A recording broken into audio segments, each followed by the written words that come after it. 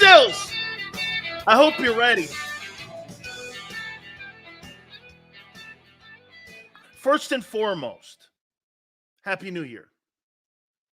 Happy New Year to everyone. And we appreciate all of you that come here each and every single day, 2 to 6 Eastern time, to jump aboard with us. I know you have many options out there, and we so appreciate you coming here. We do. You guys have grown the show every year. It's growing into one of the most watched shows in Philly and around the country. And we can't thank you enough. Really. Right out of the gate, Angelo Cataldi will be with us at 2:30 at the bottom of the hour Eastern time. We'll get Angie on here. It was a telling weekend in the NFL. LJ, I have arrived to eat crow. Take your best shots. LJ, Happy New Year.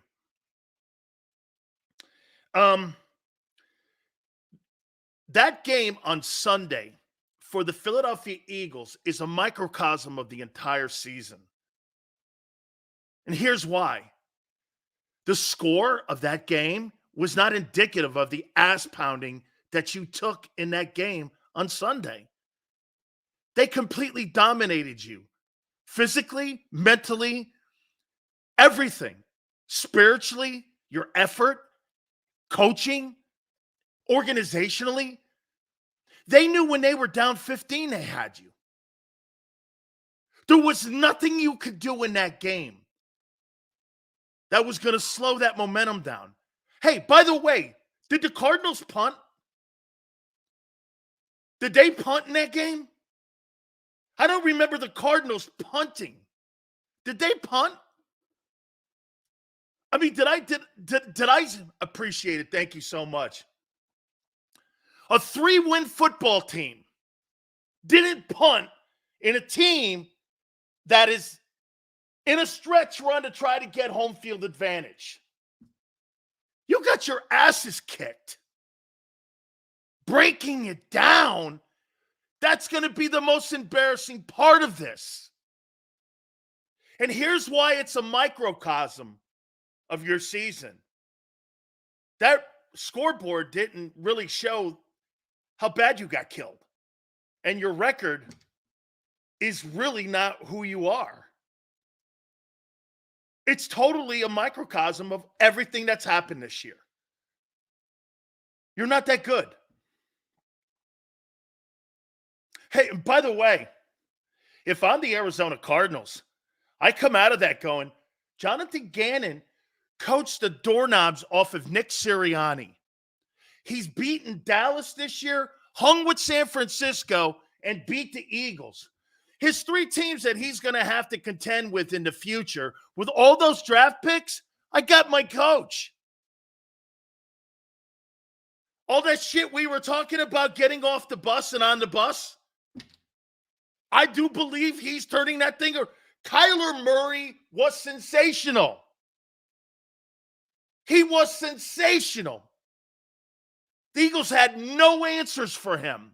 He did whatever he wanted to at will. He had garbage pail guys. Their top receiver wasn't active.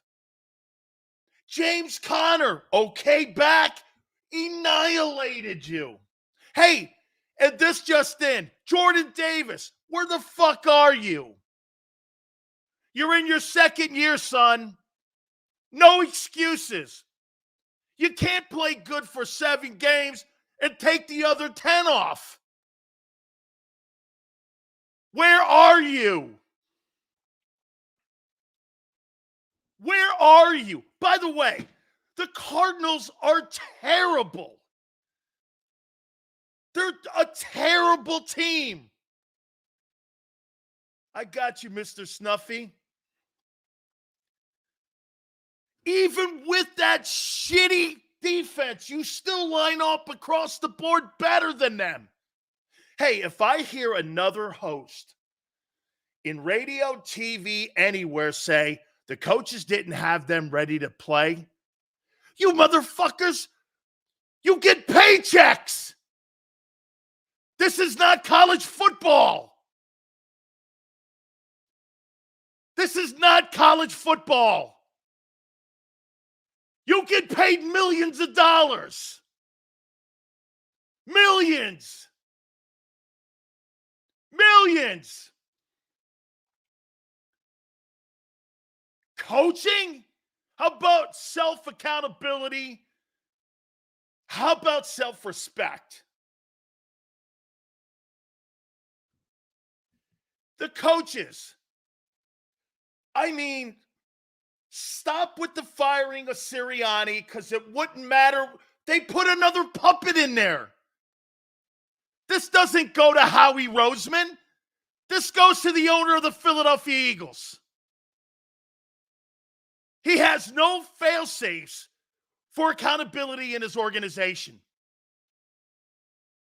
None. Howie's not accountable to anybody but Laurie. And he thinks he's a football guy, which is scary. This goes to the owner.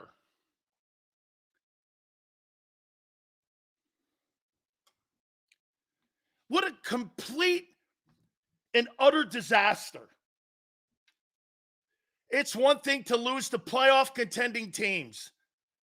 It's another thing to lose to shitty football teams. That's a shitty football team. And they destroyed you. They absolutely, utterly destroyed you. It wouldn't matter if you fight. Hey, the thing has completely unraveled because the owner allowed it to unravel. They said we have one of the best owners. He is a good owner, but this is why he's underachieved.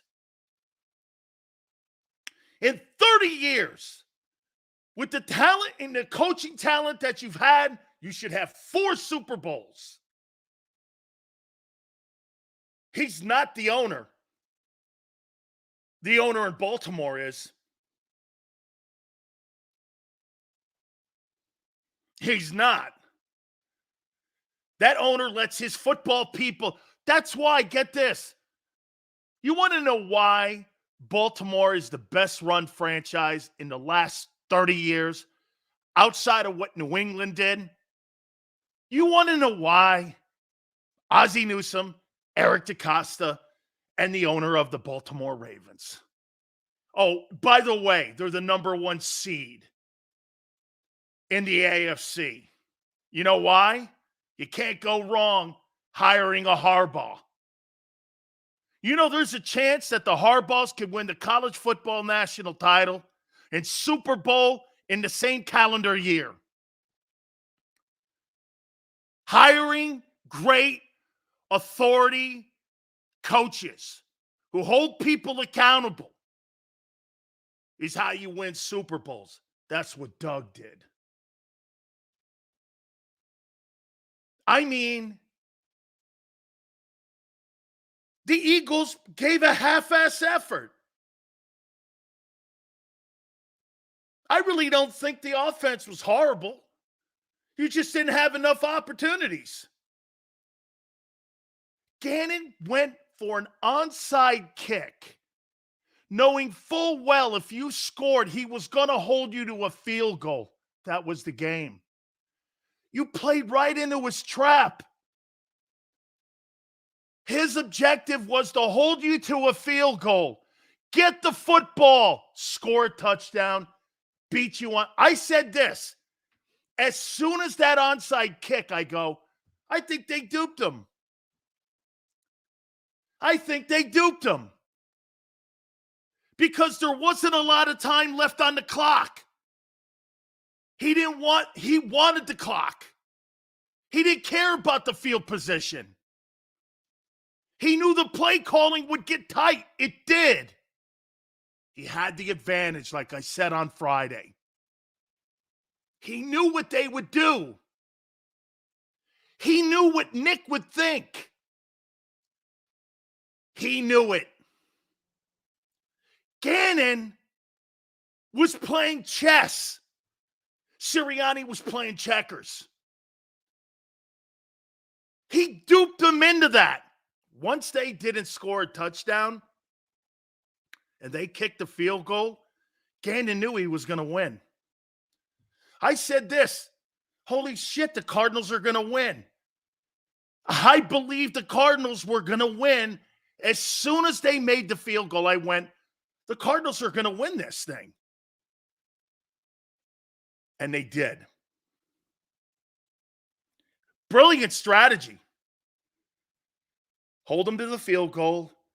You hadn't stopped us. We hadn't punted all day. You weren't going to stop Kyler Murray. And you didn't.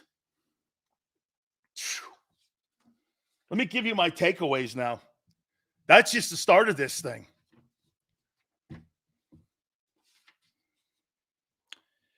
How far is Harrisburg to Philly? It's like an hour and a half, right? That's where 3 Mile Island is. Guys like Tone are too young for that. But remember, guys, 3 Mile Island? It's like in Harrisburg, right?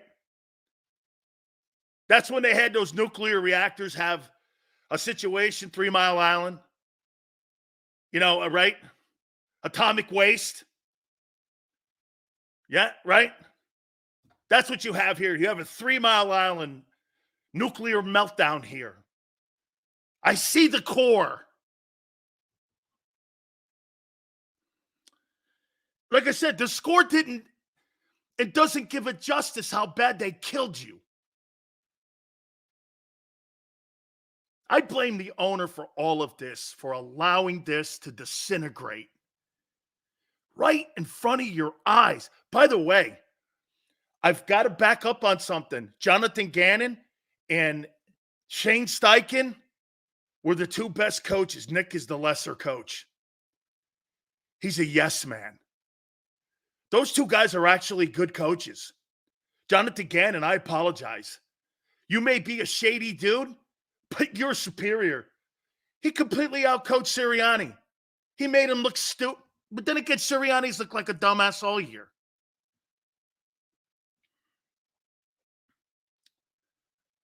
I mean, the defensive personnel, we've gone over this. I don't care if Jim Johnson's your coordinator.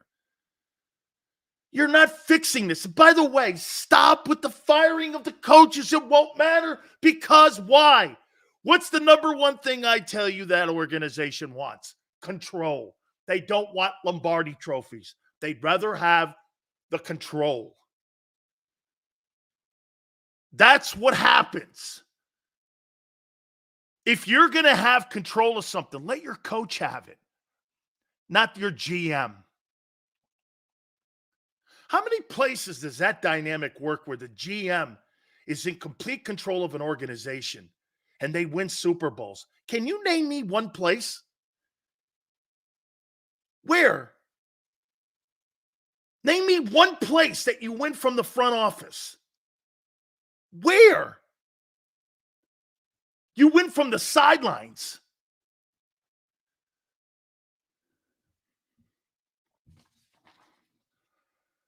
I mean,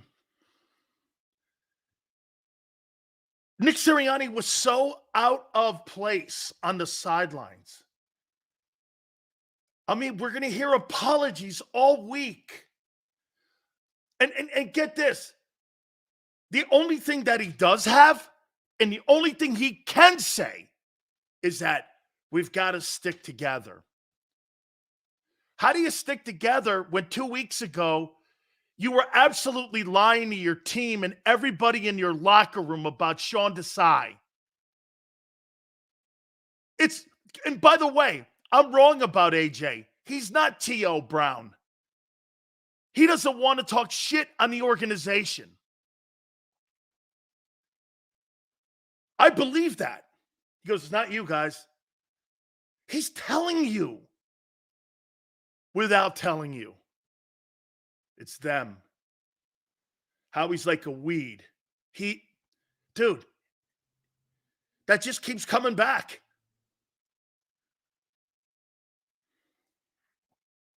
Kyler Murray was absolutely sensational. Completely outplayed Jalen Hurts, who didn't play bad. Look at what that defense did and made Kyler Murray look like a $46.1 million a year quarterback. He looked every bit of it. Shit, if I'm the Cardinals, I'm not moving off that. I don't think so. I mean, he completely, with one game, changed his entire trajectory of what you're going to do as an you're not moving off that. I am not moving off that.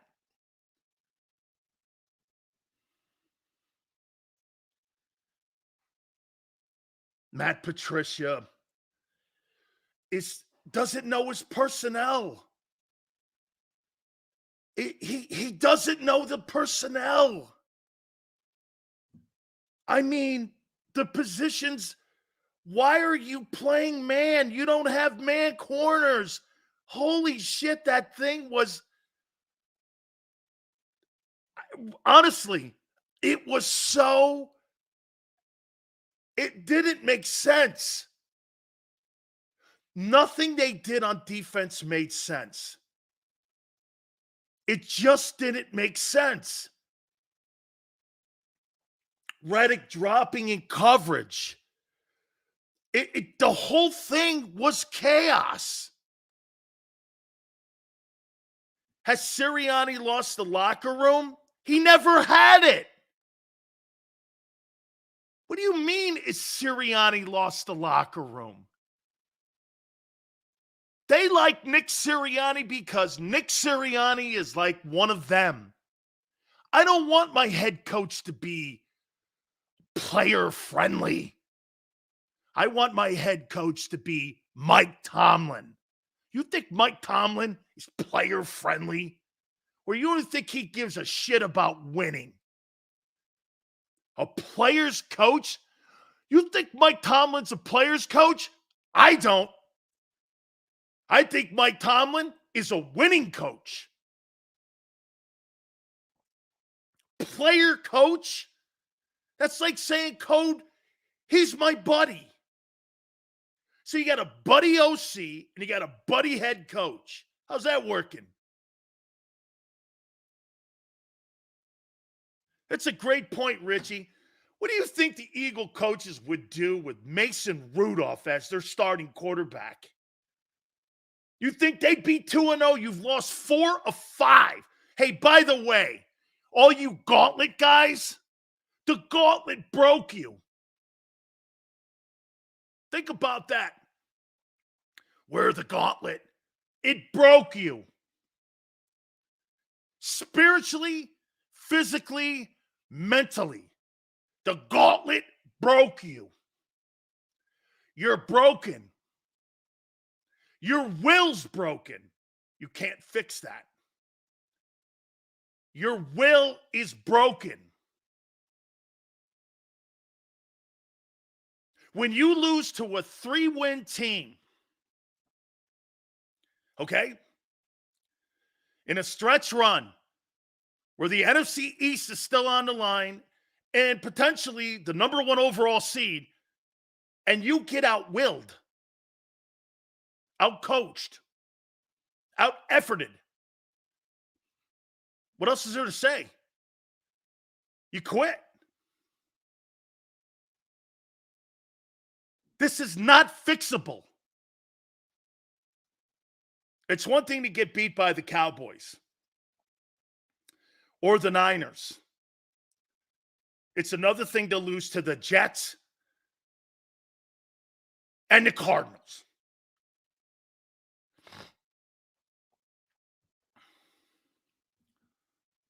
Terrible. I mean, Hurts was fine. He just didn't have opportunity. We're going to look at the numbers here. By the way, Angelo Cataldi, I can't wait. Angelo predicted this. Angelo predicted this. Be with us at the bottom of the hour. The 35-31 score did not really show us what happened in this game. You were thoroughly beaten by a team that's lesser than you and absolutely took you apart. There wasn't one redeeming quality about your entire football team. Not one. 32 first downs to 17. They almost doubled you. Who in the world were they throwing the ball to? 450 yards of total offense versus 275. You were dominated, both defensive line and your so-called great O-line. Your O-line this year has been spotty at best, and you put all your money in that group. It's the biggest expense on your team. There's 5 of them. You got 2 guys at 15, right? You got a center at 15. You got to decide what you're going to do with Landy. He's going to command $20 million. Jalen will have 40 TDs and 4 Ks in a down year. Jalen Hurts as a passer has been suspect. Suspect. I can name you 10 guys with better years. With that talent, too. Kyler Murray was twice the player Hurts was in that game. With nobodies. You have A.J. Brown and Devontae Smith. And by the way, 3rd and 19, I'm putting one of my star players in a position to block for Kenny Gainwell. Protect your players. Get Olame in there. He's great at blocking. What the frig was that? Now he's in a walking boot. Congratulations. Dumb. Rushing yards, 221 yards versus that defensive line, who's been awful. 91 rushing. On 23 attempts, they had 40. They ran the ball at 5.5 a clip. Every 2 carries, they got a first down against you. They were constantly in 3rd and short. Shit, they were barely in 3rd down. Time of possession, 40 minutes to 20.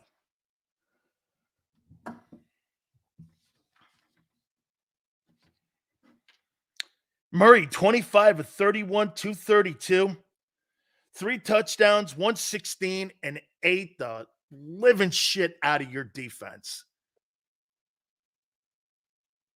This thing has been a colossal, like I said, Harrisburg, years ago, 3 Mile Island had that meltdown, right? This is an institutional meltdown. This starts at the very top. This has nothing to do with that choir boy or that cheerleader on the sideline. This has everything to do with the owner, because you know why? He does not hold anybody accountable but the guy who owns his checkbook. That you could have Jim Johnson in there and it wouldn't matter. No, he couldn't, because Jim would never take the job. The shittiest team in the league beat you and beat you up. Let me say something to you here, man. Angelo Cataldi, he thought they would lose.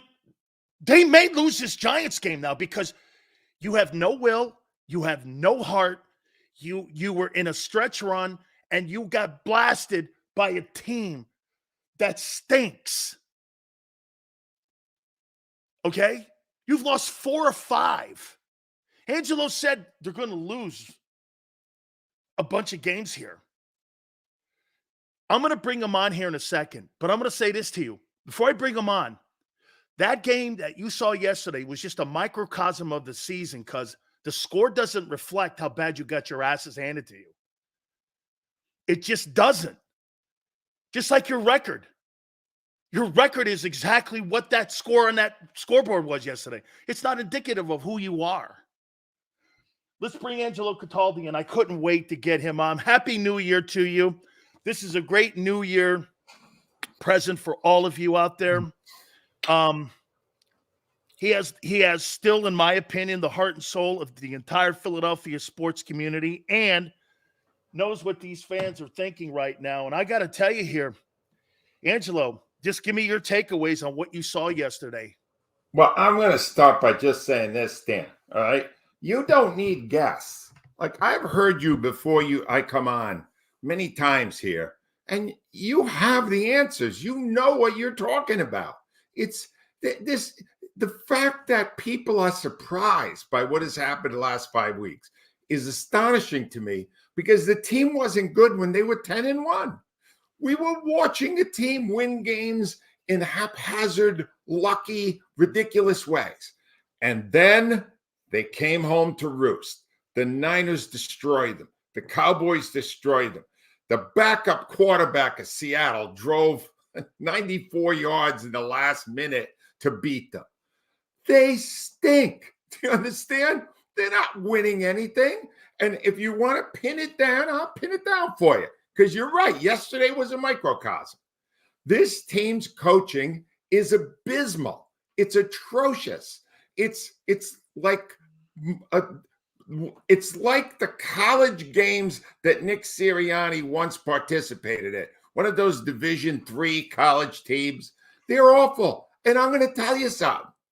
I don't think he ever knew what the hell he was doing because he damn well doesn't now. Here's how I can prove it. All right, Dan? When you're a coach and you come out at 10-1, I went back and looked this up this morning. I got nothing going on. I'm retired now. And I looked it up, right, Dan? And what was he saying? He went, yeah, the record's great. This was a good win for us, but we still have a lot to work on. We have a lot of teaching to do. How's that teaching going on the defensive side of the ball? Let's just look at that. Because the defense, I have never seen a defense this bad. 449 yards, 4 touchdown drives of 70 yards or more in the second half against one of the worst offenses in the NFL. And they didn't punt. They never used a punt. Britton Covey never got on the field, right? Just explain this to me, all right? If you were using those wins as teaching devices, how's it working out for you? How you doing? How's that defense coming along? You've had a month and a half, 2 months to fix it. What have you done? And why have you been completely unable to do a damn thing about it? Damn, I'm going to just say it, all right? There's a lot of people in this city thinking it because 100 of them emailed me this morning, all right? They don't think Sirianni should go beyond this year. You think he's coaching? You think he's coaching these next couple weeks for his job? Now I do, based on the fan response. All right. Here's the thinking the fans are giving me, Dan. See if this works with you. If you're going to fire Doug Peterson after he won a Super Bowl, right? Why wouldn't you fire Nick Sirianni after he lost one? They know this. First of all, Howie Roseman would never acknowledge that the roster isn't great. He doesn't care about live. He thinks this is a Super Bowl caliber roster. So he's got to be watching this going, well, it's coaching. Now, he's right about it. Coaching is the number one problem on this team right now. What are you going to do about it? You want to bring him back? You want to bring this guy back another year? Couldn't fix all this for all these weeks? It got worse and worse and worse regardless of the opponent? You're going to bring that guy back? You think that the definition of insanity is keep doing things the same way and expect a different result. Nick Sirianni can't coach. I'm just going to say it to his strength. Dan, you're watching what I'm watching. Does that look like a guy who No, knows how to no. coach? You and I have said it since day one, and I've said it and again, I've been with you all along, Angelo, and I think you and I have been on that one island by ourselves where we both have said this. I don't see it. I got to tell you this too, Angelo. Jonathan Gannon coached the hell out of that crappy-ass football team and coached the pants off of Sirianni. Look at Shade Steichen. Those two guys were actually better last year than I actually thought. Right. And I got to tell you, Sirianni is the 2-5 coach, Angelo. We saw at the beginning of the 2021 year. He's even said it. This is my offense. Yeah. Okay? It looks 2-5. Yeah.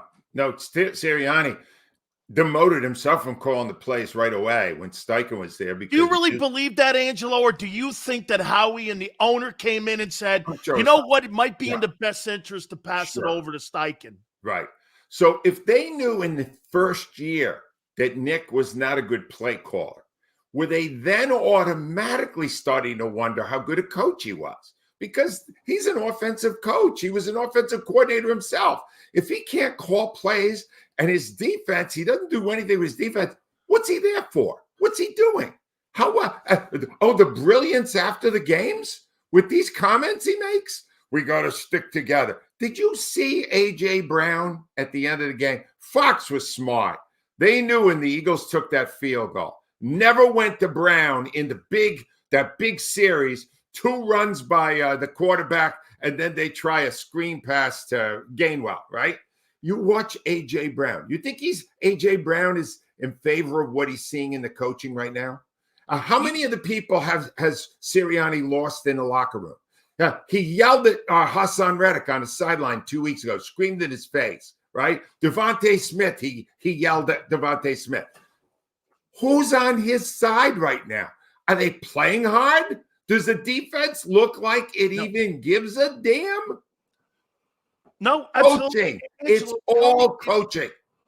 Speaking of that, tell me if you I personally think Jonathan Gannon put the cheese out in the trap in that last drive, and I'm going to tell you why.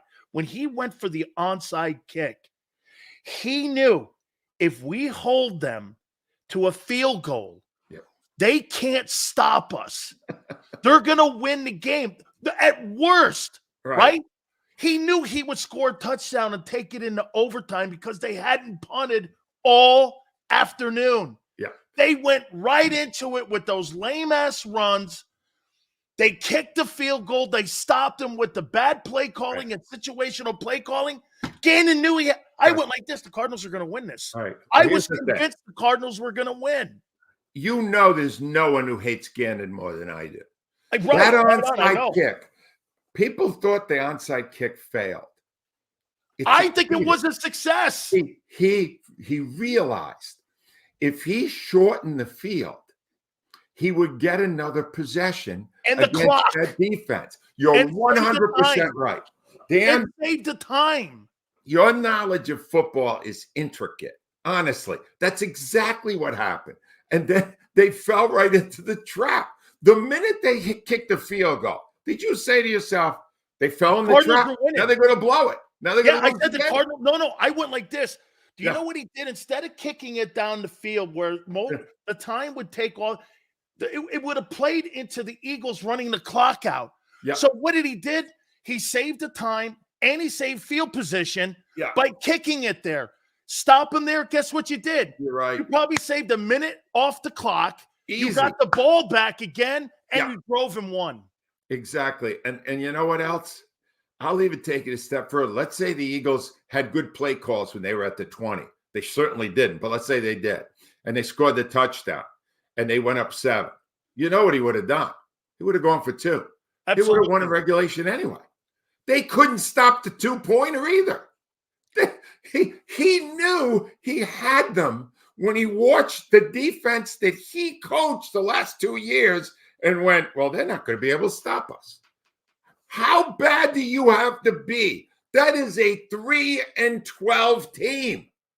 And that's the way their coach looked at it.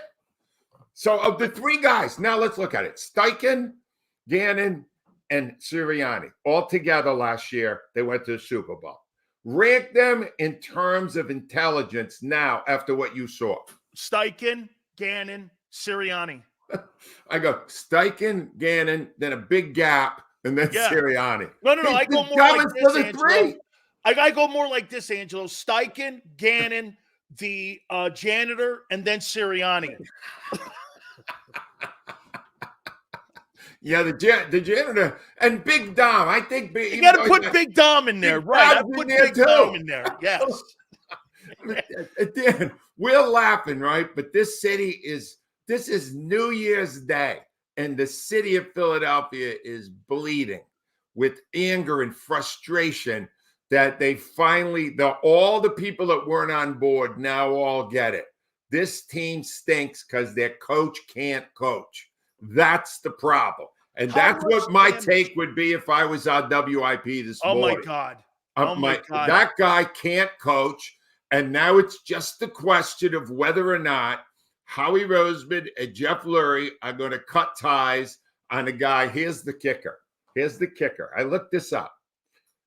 The coach with the best winning percentage in the history of the Philadelphia Eagles, .680, Nick Sirianni. Are they going to fire that guy in a playoff season when he has the highest winning percentage in the history of the franchise? Yes. Yes, you know why? I think they are. They are, because I'll tell you why. They believe that record is them and not him. You're right. They think he's a byproduct of their culture, Angelo. Yeah. They think they can plug anybody in there because they're so egomaniac that they think they'll find another guy, they'll put a guy in there, and they're going to come up with it and go like this because, like you said, Angelo, the owner, the GM, and the kid who's head of analytics, they're not taking the blame for this. Right. No, they're not. Now, here's what I am as a huge Eagles fan who is, I wanted so badly for them to win it all this year. Now I obviously see that they're not going to even sniff that. I want them to lose against the Giants. And I think they will. Tyrod Taylor put up some numbers yesterday. If he started the game against them, he would have beat them. Tyrod Taylor is waiting for them next Sunday at the Meadowlands. Now, I know the game probably won't have much meaning. They're probably going to, the Eagles are going to be the 5 seed. They'll probably go to Tampa, whatever. But they're going to have to play their regulars because they stunk it out the last 5 weeks, all right? They lose that game. Then I'll put my house on it. They'll lose the playoff game. Now they're done having lost 6 out of 7. Who survives that? No one. You can't survive that when you're 10-1 and you're paying the amount of money you're paying on that side of the ball. How about this one, Angelo? How much damage has the front office and ownership done to that locker room and to the players and to the coaching staff with that insane move with Patricia, by the way, too, Angelo? He doesn't know his personnel. I mean, he's a man cover corner guy. He's always been. Now he's running man corners with zone corners, and you're like, this guy doesn't know what he's doing. No. It just doesn't make sense. No, it's incredible to me that they looked at their staff and they thought this guy, who has never been good at that job, would suddenly be good at that job. But I guess they thought, well, Desai's not getting it done. He was a terrible choice. Because, again, they didn't go out and take a defensive coordinator who had a record of success doing it. You're a Super Bowl team. Do you understand? Most guys would love to be the coach on that team. And you went out and got a guy who had no track record for success doing it and said, here, you'll be great at it. Stupid. All of it's stupid. And it starts from the top. Mr. Pontification, Jeff Lurie. I'm going to tell you, this is what I see and how that play calling becomes so poor. You know, when you have an analytics department and you have the owner's son that's giving the information and the intel, this is why A.J. Brown, you know what? I thought A.J. Brown was being an asshole, but now guess what? No. I think he just doesn't want to say and call out the coaching staff and the game plan of what's going on. So I've backtracked on that. I'm telling you, the reason that you saw Steichen, that was not analytics, Angelo, going for it on, get this, he couldn't run that play in Philly last year if he wanted to do an onside kick. Right. That's not an analytics play. That's going like this and thinking, you're right. In the field, I need clock. They can't stop us. Stop a field goal, we win. That's on the sideline thinking. No, it's brilliant. I'll give you that, and I can't stand the guy, but it's based in an utter disrespect for the Eagles defense. That this guy with the 29th ranked passing offense had no fear that he would get the ball and not be able to take it the length of the field to win the game. No fear. Well, if you're in that spot, if you have reached that point, you have to basically start all over. The defense is rotting at the core. It's awful. They can't stop the run now. They could never stop the pass. They look confused half the time out there. And Barrett Brooks on a post-game show said he looked like they were quitting out there. They did. In the game they had to win, he said they got out-muscled. They got out-fought by a 3-12 team. What does that tell you about the out-willed? They were out-willed. Yes, by a team playing for nothing. Nothing. On the road. They were on the road. That? The Eagles were home. And they didn't even have their top wide receiver, Angelo. No. He wasn't active for the game. Yes. I didn't even know who the hell some of these guys were. I'm like, who's Kyler Murray throwing the ball to? I mean, James Conner. I liked him at Pitt. Good kid. Great story. But I mean, 130 yards rushing? No, I was watching James Conner. I thought Jimmy Brown came back from the dead. Right. Did you see the tackles he was breaking? He was going right through them. My God. Lack of will. That's lack of will. They don't care. They've checked out. How much damage do you think that this coaching staff and front office has done to Jalen Hurts' development? That's a good question. That's a good question. Here's what I can tell you based on what I'm seeing and what I'm hearing. Mike Quick does a great job with the analysis on the Eagles radio games. And Mike has made a point a lot that the best plays the Eagles have run were not plays that came in from the sideline. They were improv in the moment. They had to, it flushed the quarterback out of the pocket. Now run for your life, that kind of thing. That's where they make the best play. But the irony is, in that last series, after the hold on Mailata, they ran the plays that were called in. How bad were those plays? Oh, terrible. And then Sirianni's trying to tell you, you don't understand. We almost had a lane. He almost had a lane. And if he got a lane, then he would have burst into the clear and run for miles. He's in it. And I'm watching this and I'm going, not even his kids are buying this crap. He's got to be a Northern Italian. He cannot be from where we're from. This guy's more of a Frenchman, Angelo. There's not a chance he's Italian. My grandfather taught me a word in Italian that well describes Sirianni right now. What, Bajamagul? Stunad. Stupid. Holy cow, man. I mean, okay, so do you think that would he really, the owner, if they lose to the Giants and then lose out, do you think that owner would really make a move and fire him in the offseason? It has to be. What are you going to justify? You're going to fire a coach with a 680 win percentage. Yes, he's going to fire the coach with the best winning percentage in Eagles history because that number is fake. That number, what they'll say, this as well as I do. Yeah. They'll say, hey, look at the roster. Of course he won all those games. We're brilliant at what we do. But then we got to 10-1, and he lost his mind. He lost his composure on the sideline. He lost his team. He lost the fans. And then he loses the bosses, and then he loses his job. I think he's 2 losses away from goodbye. It's crazy. I believe it. Crazy that you could go from 11 months ago 11 months ago, Yeah. Angelo. Yeah. 11 months ago. Correct. From going to the Super Bowl to being fired. Fame is fleeting. Or how about this? So the equity that he got for taking that team to a Super Bowl, Yeah. you think it's worn off now?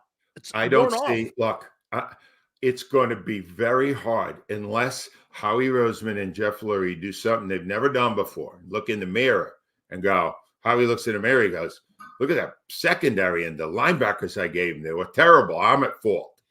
Not going to happen. All right.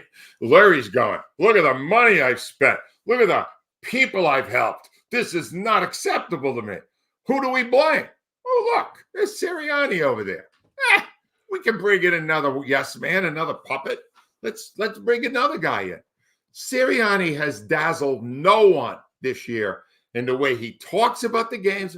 I watch him in news conferences, Dan, and I begin to wonder if he's smart at all. You know how you listen to Bill Walsh when he talked, Bill Parcells.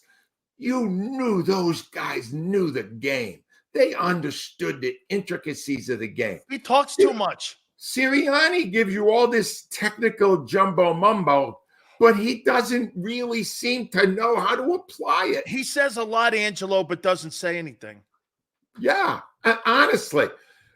Then, if they get rid of Sirianni at the end of the year, I'm 100% on board. I've seen enough. That you can't bring him back, it's only going to get worse. How about this, though, Angelo? Even if you blow him out, wouldn't they just put another puppet in there again? They will.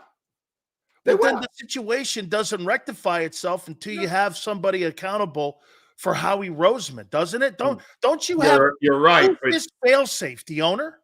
Only the owner. Someday his son will be running the Eagles. So if you want to really feel bleak about it, go, well, the Luries are going to be in charge for the next 25 years. I'm not sure we're going to get another parade. Remember I told you a couple weeks ago, I said this team was trending to be a 5-win football team? Yes, you did. 100% you said that. And that's why I don't even know why you bring on guests. Because you're like, you should just sit in front of that camera and just offer sage views on football and life. But they don't believe me, and I'll tell you why, because they're so – in your book, like you say, Eagle fans have this innate passion and love and just desire for them and to believe that the team is doing the right thing to win a Super Bowl and pushing things to be in the right direction. They don't want to believe that a lot of this has to do with finances and control. Those are the two things that the Eagles, what I'm learning, covering your team now, Angelo, for 3 years, it's money and control. Those two things supersede Lombardi, and that's why he's only won 1 in 30 years. Because if he ran it like Steve Biscotti up in Baltimore ran it, and how he runs that organization, Angelo, there's no getting around the fact there's Baltimore again, the number 1 seed in the AFC with a quarterback they took a gamble on, brought a better coach in. Guess what they did there? They wanted it. He won an MVP award a couple of years ago. Really, I didn't know anything was wrong with the offense, but you know what they said? We need him to take that next step. I saw 5 touchdowns over the weekend. Terrific. This guy is – Baltimore's going to win the Super Bowl again. I mean, think they are. Why wouldn't they bring in more qualified people? Because they don't have the same sense of security as Biscotti. They feel insecure in that they were the nerd in the schoolyard, and now they're getting to run an NFL team, and nobody is going to get in their way. They're not bringing any tough guys onto the organization. They're not, and they're not going to again. They had a great coach and a great man, Doug Peterson, a man who resonated with the city like no one.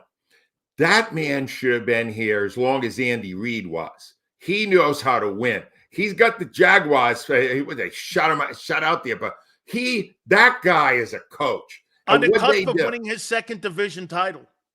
They ran him out of town because he wanted to bring in assistants that he could work well with. That's what You won a Super Bowl and you didn't earn that right with these owners. So you're going to get used to the next Sirianni. He's going to be the same kind of thing. And these guys, we got one, thank God. Dan, thank God we won one. And here's the one thing they don't understand. I did 25 book signings and appearances for that book over a month period. I was everywhere. And the number two thing they had me write was bleep Dallas or Dallas sucks. That was 2. Number 1 by far, go Birds. Go Birds, go Birds. They love that team. This city loves that team as much as any city has ever loved its team. And when they're watching garbage like what they saw yesterday, you are insulting those people. You are laughing in their face, and it's not right. And I got all the emails today to prove it. People are just desperately frustrated that they have no chance to see another great run this year. And they're blaming it all on Sirianni. He is the focal point, and they're right. They got to get rid of this guy. That they're going to set Jalen Hurts on the same track of Carson Wentz? Yeah, that if they don't bring in better coaching, he was fortunate. We now know Steichen was a good coach. Yeah, he was a good coach. Steichen, working with Steichen last year, you saw what Jalen Hurts can accomplish. Working with Brian Johnson or Nick Sirianni, you see what he could do this year. It's not even close. You need to bring in people that enhance his amazing package of talents. You need him. He's a good player with a good mindset with bad coaching. That's what's going on right now. And don't think when he was going off the field after those 3 play calls and that field goal, don't tell me he wasn't saying to himself, these guys don't have a clue what they're doing. Do you think he's lost the locker room? He's in the process. When you lose Reddick and you lose A.J. Brown, you're losing 2 of the biggest stars on each side of the ball.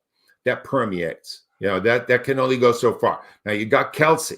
He's going to help you to get through that on the offense. You got Brandon Graham. He's going to help you get through that on defense. But if this stuff keeps happening, you're going to lose them all.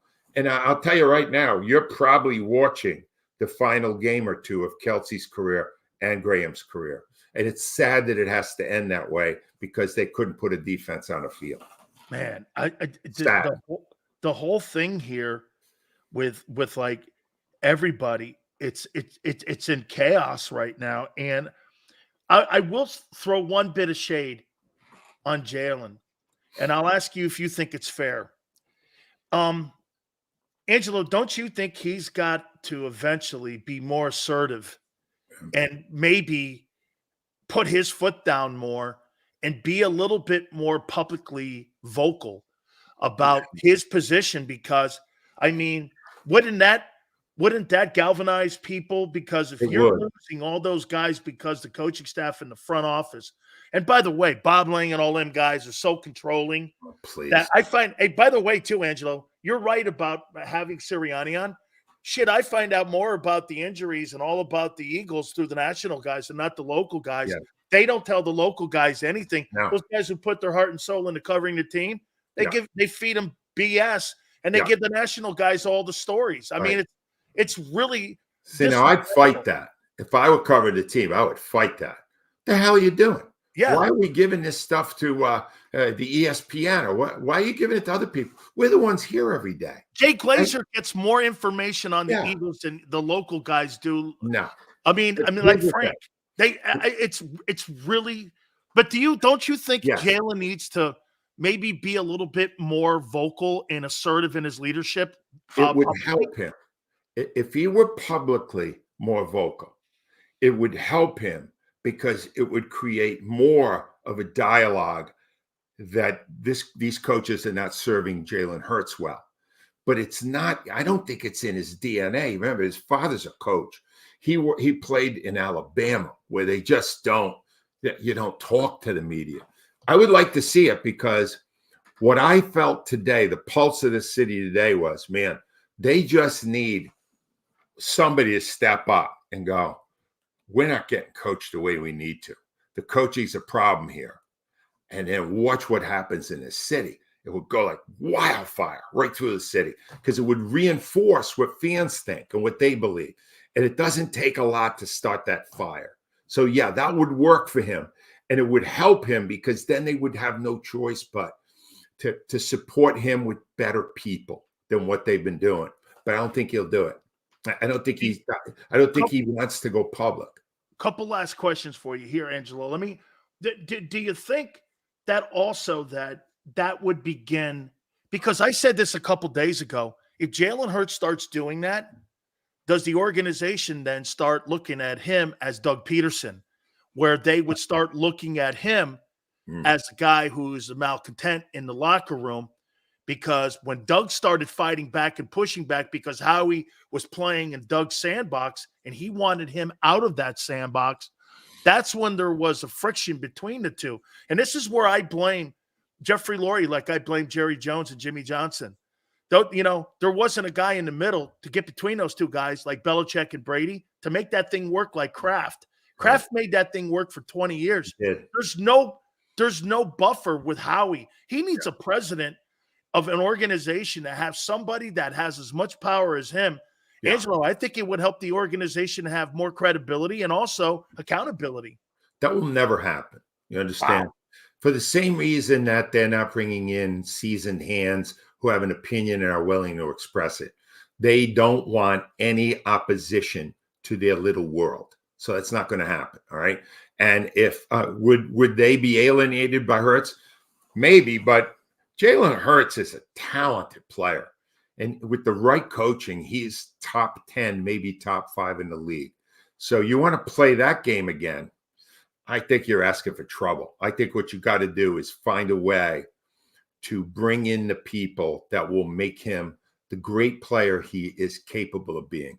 He showed it last year. He can be a great quarterback in the NFL, but he's not going to be it with the coaches that are there right now. Would you bring Frank Reich in now?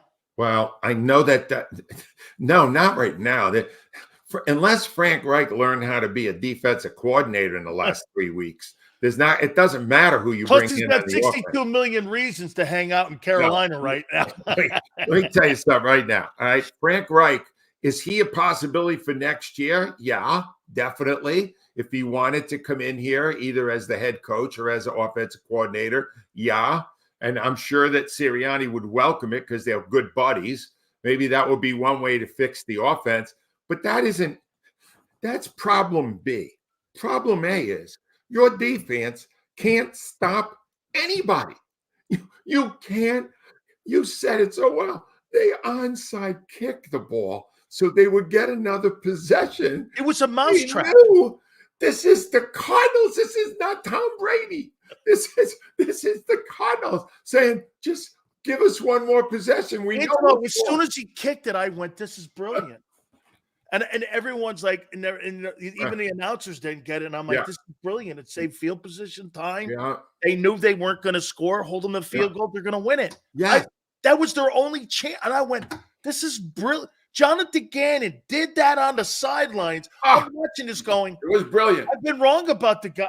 I'll tell you what, I don't like the guy either. And by the way, do you watch the way he blitzes? Yeah. I mean, he was blitzing like his hair was on fire. Yeah. Where was any of that last year? Why not? Because the bosses said don't do it. Right. Same stuff. Dan, this is not going to be good. What's about to happen the next few weeks? I'm warning you now. All right. Hey, hide your children, hide your women. Do not get them there on TV for the next 2 games because it's going to be bad. It's going to be bad. I got one last one here for you. Please tell me behind the scenes on why Jim Schwartz left Philly, because I heard this. He retired. Now he's the DC, and the Browns are an 11-win team, in my opinion, because of him and what he's done there. But why did he leave here? Defense. Did they run him out? I can't answer it. We didn't love him either, Dan. He was kind of passive too. But maybe, Angelo, it's because the guys made him passive. Here's the thing. Do you know what I want? I live in a dream world. Do you know who I want to be the defensive coordinator? Who? And I wish it would be today. Seth Joyner. Brilliant, brilliant man with a ferocious attitude who takes no prisoners. Do you think he'd be better than Matt Patricia? He would be a sensational. Are you kidding me? My opinion, you know, D'Amico Ryans down in Houston. Yes, same thing. Exactly like that. That's too strong a willed guy, right, for them. Well, that's too bad because you would have a great defense if Seth Joyner was overseeing it. You wouldn't be playing this kind of defense. Seth Joyner, from what I heard, I didn't see it. After the game on his podcast, I heard he had to be sedated. That he did. That he was like our post-game show, he was going psycho. Yeah, right? I mean, he can't believe this himself. He played in that uniform. Yeah. How the hell is this happening? On our post-game show on JAKIB, he was going like it just, and we were texting back and forth, and I just went, it just, the thing doesn't have a rhyme or reason in what they're doing. It just doesn't make sense on what they're doing against the run now, what they're doing. I mean, think about this too. Look, Josh Sweat has played 890 plays. He's played almost 250 more plays than he did a year ago, Angelo. They have no depth at the edge position, guys. Their two young tackles are hitting walls right now. You know who the best DT is? Fletcher Cox.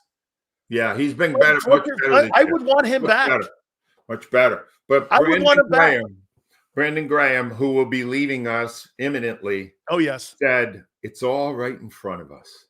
We haven't lost anything yet. We said, and you're listening to your pride. Brandon, were you not watching the game we just watched?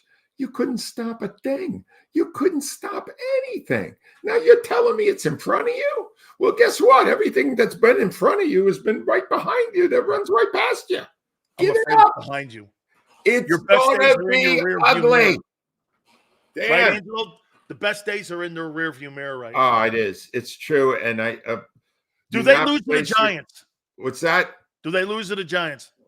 Final score, 27-22 Giants. Oh, my God. Oh, my God. Nostradamus has spoken. With that said, my friends, he predicted the end of the world for the Eagles season. He said it. Oh, by the way, you know there's the curse of the babe. We now have the curse of the Sirianni not showing up in his final week for Angelo when Angelo was bowing out. Right. I'm going to call this now the curse of Angelo Cataldi on Sirianni because things have gone sideways ever since that.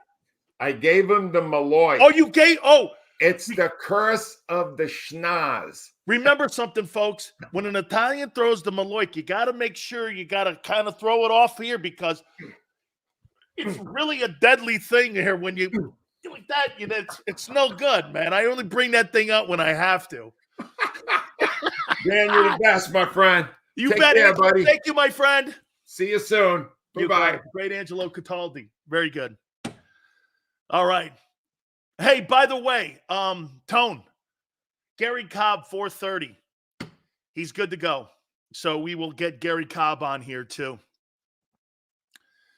Whew. Tone will be with us at 3:30. We're going to get back into it here in a second. Wow.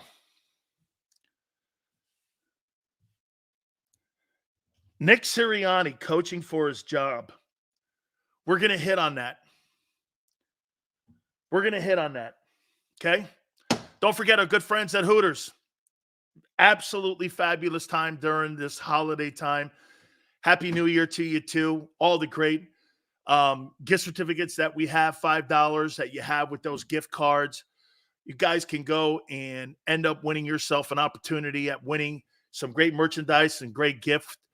All you have to do is email us, dansilioshow@gmail.com. You may win some gift cards as well and gift certificates and some merchandise from us. You can also go to hooterstogo.com. Great specials like we have, lunch specials Monday through Friday, 11:30 to 3 p.m., boneless wings. Happy hours Monday through Friday, 4 to 6, 6 items, $6.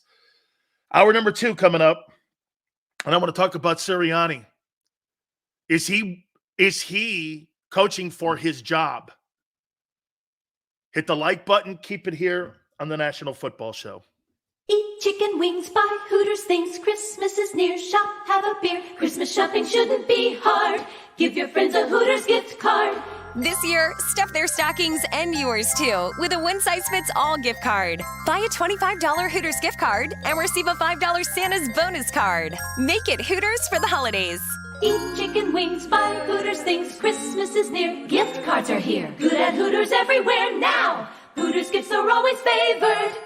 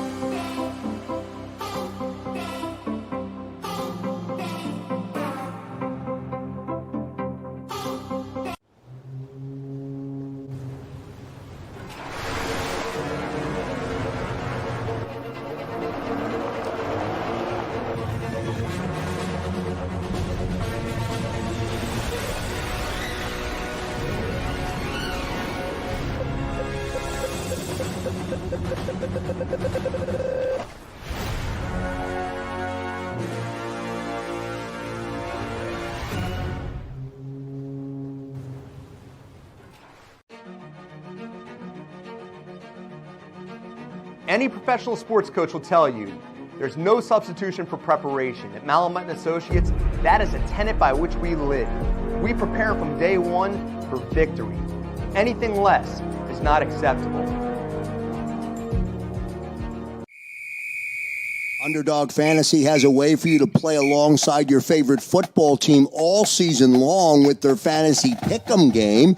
You pick between 2 to 5 players, select whether they'll go higher or lower on one of their stats, then do what you usually do on a Sunday, watch the games. You can win up to 20 times your money in a single game by going 5 for 5. It's a fantasy game, and the Sports Betting Show wants you to get involved. Go to UnderdogFantasy.com. When you sign up, use the promo code WIN, and Underdog will double your first deposit up to $100. That's UnderdogFantasy.com. Use the promo code WIN.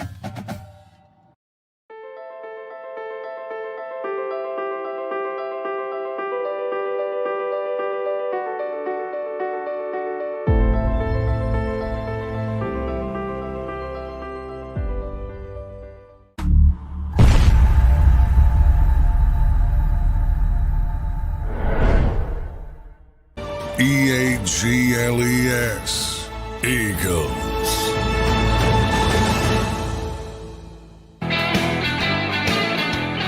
Thanks, Phil. Eagle fans, I've done something for you. You want me to tell you? I've done something for you. I was just asked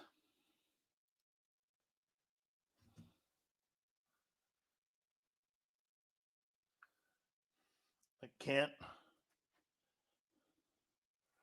Here's a ballot. I can't show the phone number. Here are the names.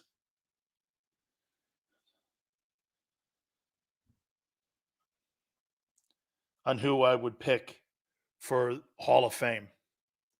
And 5 guys for the Hall of Fame. Eric Allen, Antonio Gates, Reggie Wayne, Dwight Freeney, and Jared Allen.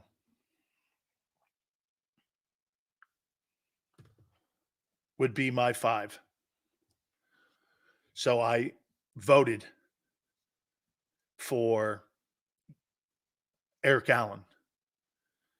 And hopefully his name will be announced when he gets the knock on the door. He's now right there, getting closer and closer to potentially getting the knock on the door. So there. And by the way, I think I've got 10 of the 50 voters for the Hall of Fame to vote for Eric Allen. I don't know if that will push him in, but yeah. So, all right.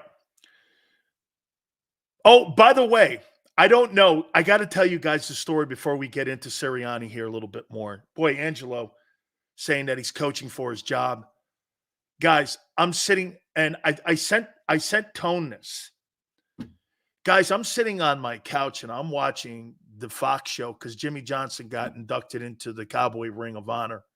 And by the way, the commissioner of the National Football League and his lies about his officiating crew are absolutely atrocious. It's been one of the worst officiated seasons in the history of the National Football League. And we saw an absolute, gift given to the Cowboys. Their energy to try to get the Cowboys in the NFC title game, it looked rigged when they were talking about the Lion guy reporting at the end of the game. It was just awful. But it was great to see Jimmy get into the Cowboy Ring of Honor. Well, so the next day on Sunday, everybody's there. The Rock shows up. Rock gives me a shout out on the Fox show. I don't know if any of you saw that, but The Rock gave me a shout out, and I'm sitting, my phone blows up. Holy shit, Sills, did you hear The Rock giving you a shout out? Okay, I'm like, I had to play it back, and I said, oh my God. He did, because he was mentioning some of the greatest defensive linemen during Jimmy's time at Miami, and he threw my name in there. And he's like Dan Sileo and Jerome Brown, Cortez Kennedy, Russell Maryland, those guys. I couldn't believe it that The Rock came out, talked to Jimmy. It was a pretty cool moment there. So I want to throw out some love to The Rock there, man. That was pretty cool stuff. Dude, hey, MG. I played it back. I got the thing on my phone now. I'm like, holy shit, we're getting some love here. Okay? That's right. Jakeem goes, Sills, when you make it, we make it. Remember that. You're right. You're absolutely right, man. The ref announced him eligible on national TV. Hey, Josh, I thought that was, and then he turned around and called him a liar after the game. Okay? Then he turned around and called him a liar after the game. You're like, holy cow. All right.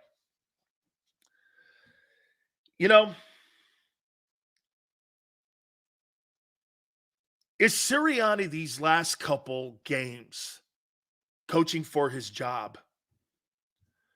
Do you think Nick Sirianni is coaching for his job these next couple games? Would they fire him? Would they fire him? Would they fire Nick Sirianni?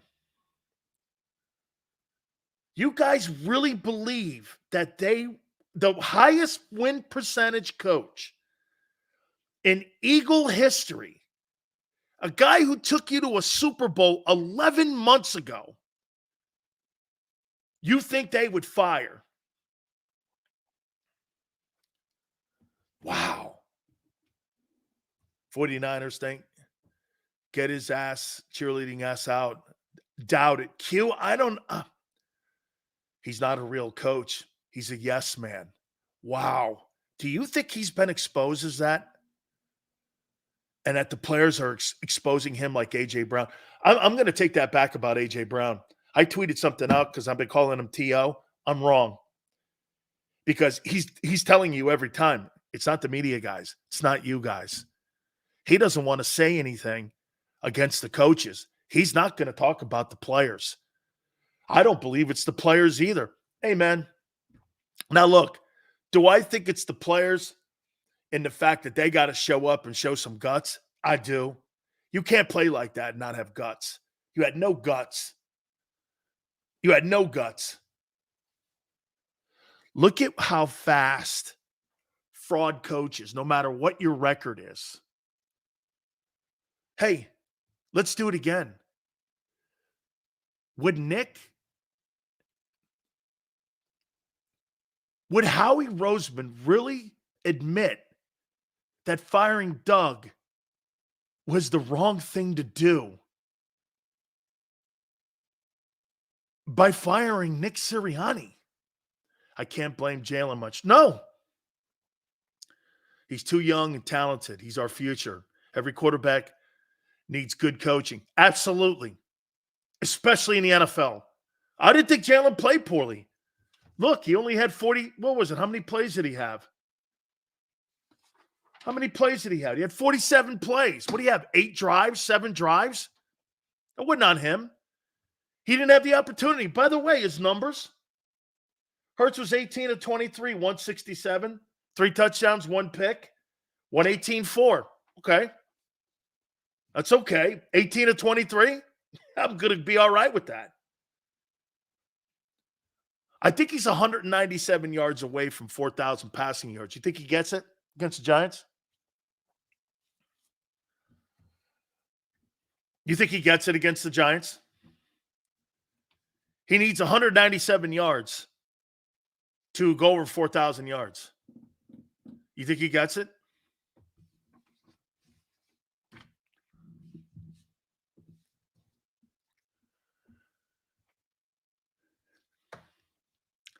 Do you think they care that much about it?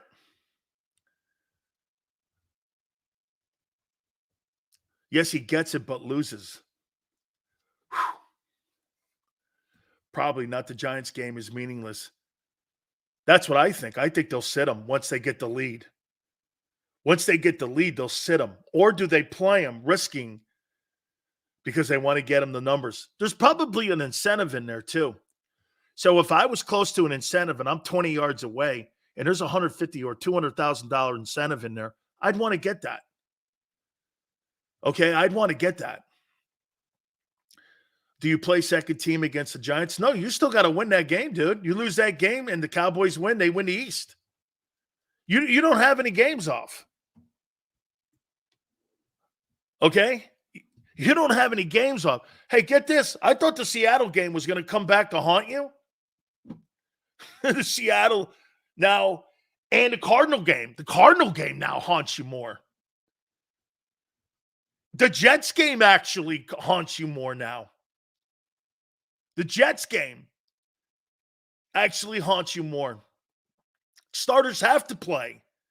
You got to play 60 minutes of football this coming weekend. You still got the division on the line, seeding on the line. Hey, by the way, I love Dan Campbell going for 2. He knew he wasn't going to move up in the rotation when it came to playoff implications. He had already won the division. He's looking at it like, hey, I probably would have kicked it once they kept moving him back like that. But, I mean, at the end, and he probably didn't want to get his guys hurt. You know, you play more football, there's a chance you get guys hurt like that. Hey, who would have thought Dan Campbell turned out to be a better coach than Nick Sirianni? Guys, I've been telling you since day one, that guy's a freaking cheerleader. And he proves it more and more every single day. Whatever analytics tell him to do, they'll do that. Guys, I want to show you one more time what coaching is. If the Cowboys win against Washington, they get the division. Even if we win, I say sit the players. They need the rest. I thought if both teams won, the Eagles win the division because of tiebreakers. You could be right, Dirty D. But I want to show you something that took the page off of analytics in that game. Okay? Jonathan Gannon set you up. He set you up. They didn't give a shit. If they got the onside kick, that's gravy. That's a cherry on top of the cake.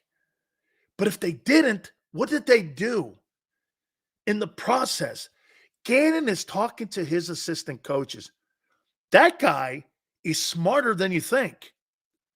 And let me put it to you why he outcoached Nick to win the game.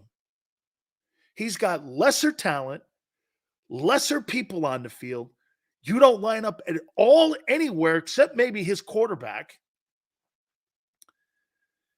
If you don't get it, get this, if you kick it with 2 minutes left in the game, the Eagles can run the clock out because they know the run defense isn't that good, even though they did a great job against the Eagles holding them under 100 yards rushing.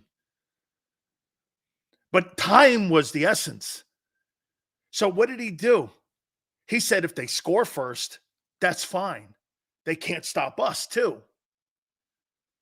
He says if we hold them to a field goal, he knew they'd win. As soon as you kick the field goal, Jonathan Gannon went like this in that sequence. They're not going to go and they're going to get conservative. And they did. Those runs and all those dump pass, all that stuff they were doing made no sense. And the situational play calling was awful. Gannon knew it because you know why? Remember what I told you on Friday? You think Gannon's got a psychological advantage knowing how those guys think and how the analytics department thinks? I'll tell you this, the shit that guy does in Arizona now compared to what he did in Philly is night and day. He blitzes like his hair's on fire. That guy's beating the Cowboys, and has hung with the Niners. With a bad team. He's not as bad a coach. We just don't like the guy's bedside manner. He's got a Chip Kelly bedside manner about him. Okay? I agree. But he can coach. That guy's a good coach. His sideline in what he did, how he thought that out on the spot is not analytics. He put cheese out there and the dumbass Eagle, inexperienced coaches, including your head coach, bit the cheese. As soon as they kicked the field goal, I went, the Cardinals are going to win this because they hadn't punted all day. I knew when you kicked the field goal, you were losing to the Cardinals. Now, the only problem that I had was that the Cardinals in the red zone, especially when you had it in the first half, they got down in there and they had to kick field goals. That thing should have been a 14 to 17 point win for Arizona. Should have been a 14 to 17 point win. But because they're not good, see, the Eagles are good with bad coaching. And you know what happens when you have bad coaching? What happens, do you think, when your boss puts you in a shitty position? Week after week after week. Week after week after week. Where's you out? I don't understand why Nick is on the payroll. Having a head coach that doesn't call either side of the ball leaves us open to having both coordinators taken away any year we have success. He needs to go. I'll tell you something, Dalton, that the Tampa Bay Buccaneers and the Glazers always do. They have no tampering on their coordinators and their assistant coaches down there. You have to, because they want compensation. The Glazers have always done it that way. You can't talk to any of them, and they have non-compete. You have to go through the organization. And it protects the organization by not having assistant coaches leaving. And this was under Dungy and under John Gruden. Now, I don't know if they still have that with Jason Light, but the Glazers pretty much still do the same kind of operating. There's a lot of organizations that you can't talk to their assistants unless you go through the front office. Okay? Ton it again, man. That was a brilliantly stroked way of winning a game. If they scored, it didn't matter to him. He didn't care. He didn't know what the score was going to be, a touchdown or a field goal. Once the field goal was kicked, game was over. I knew the game was over. I said it. I had people we're watching the game. I go, the Cardinals are winning this. The Cardinals are winning this. He set him up. That onside kick was a setup. You're like this. He didn't get the onside kick. Yeah, he did. Yeah, he did. He saved the clock. He didn't care if they scored. He just didn't want them. He didn't know what the score was going to be. He fell right into it. Why didn't they run the ball at least? Just run it. Don't throw it. Burn the clock. Make them work timeouts. Dude, their situational play calling is some of the worst on the planet. You know why they don't have a feel for the game? What Gannon did in that moment to win a ball game for the Cardinals, that's nothing to do with analytics. There was nothing analytics about that. That was thinking the process out on the sidelines with in-game adjustments and strategy. That's coaching. That was coaching at its finest. See, when everyone's sitting in the stands going, what a dumb play to go for the onside kick. No. I immediately knew what he did. I'm like, that is brilliant. He thought that process out right there on the spot. Well, if they get the ball, at least they're not going to burn a minute 12 off the clock. They didn't burn anything. And they stopped it with the passes and the kick. There were 2 built-in timeouts. Don't you see that? Gannon didn't have to waste his timeouts. Why? Well, the Eagles gave him 2 built-in timeouts, incomplete passes and the kick. That was so well done. I'm starting to think Howie doesn't hire inexperience because that's what he likes. Yeah, because he has more control. Warrior, that's the case here. You see, before I bring Tone on, Tone has talked about feel of the game all year long. Look at the numbers. Swift over 1,000 career. Both receivers again over 1,000. Second time in franchise history, you got 2 guys in the same year going over 1,000 yards. One guy's over 100 catches. If you looked at it from 30,000 feet, you'd go, Jesus criminy, what a great year offensively. But then when you're in a game like that against a shitty team like Arizona, and you see how you're out-coached in situational play calling, that's what costs you Jets, Seahawks, and Cardinal games. Is Sirianni a fraud?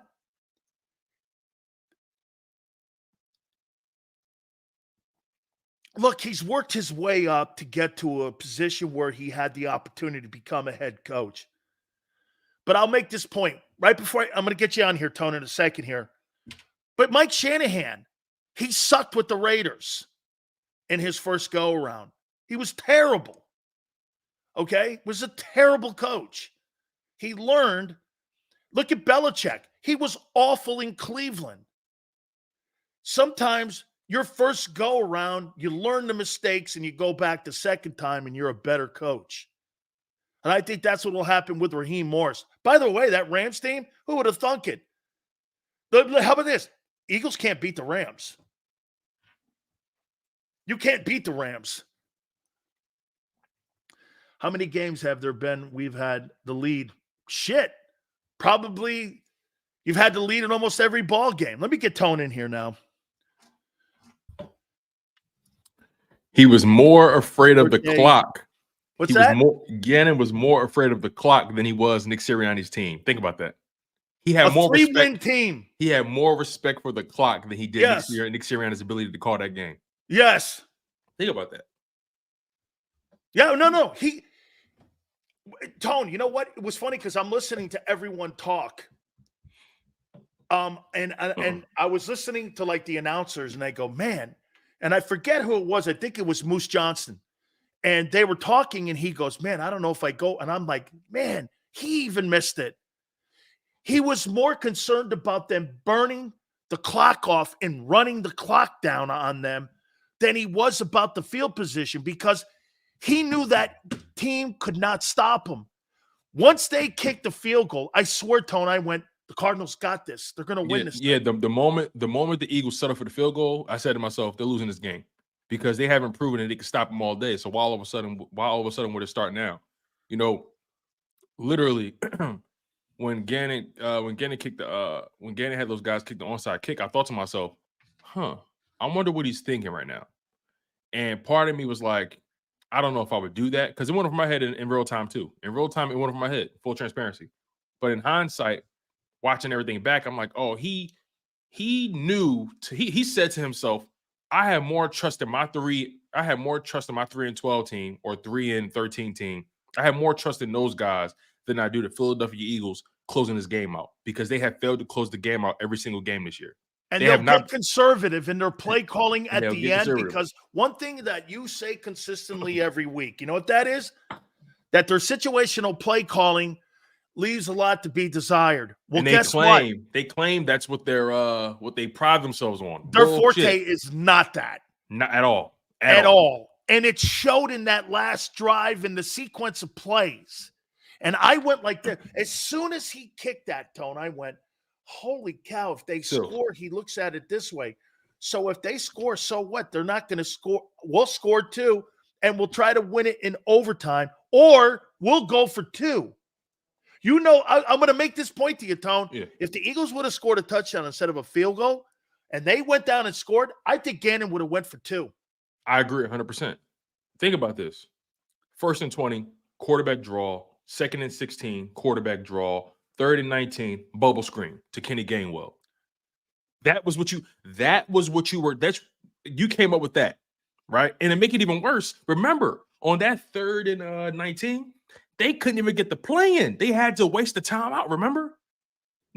Jalen Hurts walking to the sideline like, what's going on? That timeout was part of what made the Cardinals win also. Exactly. It stopped the clock.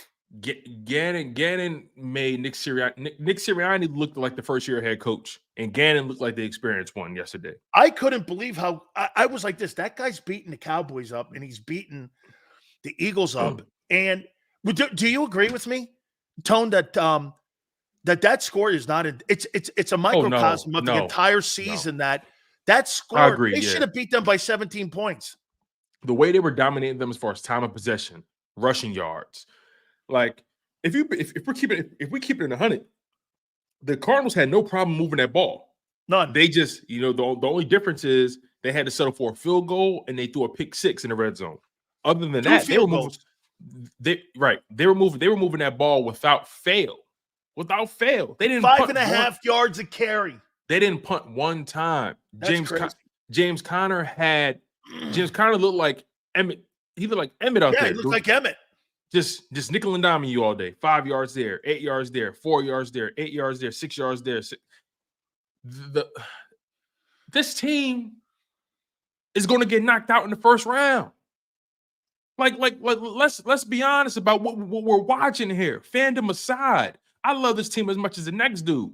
But when I'm watching a team that is not mentally or physically ready for the playoffs, they're not ready for the playoffs. They're going to. Whoever they face in the first round, if they don't win it, they're going to push them to the brink. The Cardinals. You let the Cardinals do that. So 3 wins. So that's my point. If you allow the Cardinals to do what they did to you in your home stadium, What do I think you're going to do on the road against a better team like the Rams, who's playing better now, like the Buccaneers, who are playing better now? How can I trust you? I have none. How much damage do you think the last 2 weeks have been on the psyche of this team? I'm willing to say the past 3 weeks, but to your point, I think it started with Seattle. I like to answer your question directly. It's had a big hit on their psyche. Big hit. It's humbled them a lot, and I don't think this team has any faith. I'm almost willing to bet on it now. They have no faith in this game plan. They have no faith in the head coach. I think he's already lost locker room. I think he lost it. If he had it to begin with. I don't think he ever did. If he had it to begin with, just to lean in on it. If he had it to begin with, he's lost it. Because there's no way you come in time and time again and you have no answers. You have none. No, because you have no authority. But even then, though, even beyond the authority, in game, right, when things are happening in real time, right, authority and all that kind of stuff doesn't even matter in real time. When you're actually playing the game, I don't see a guy who has answers.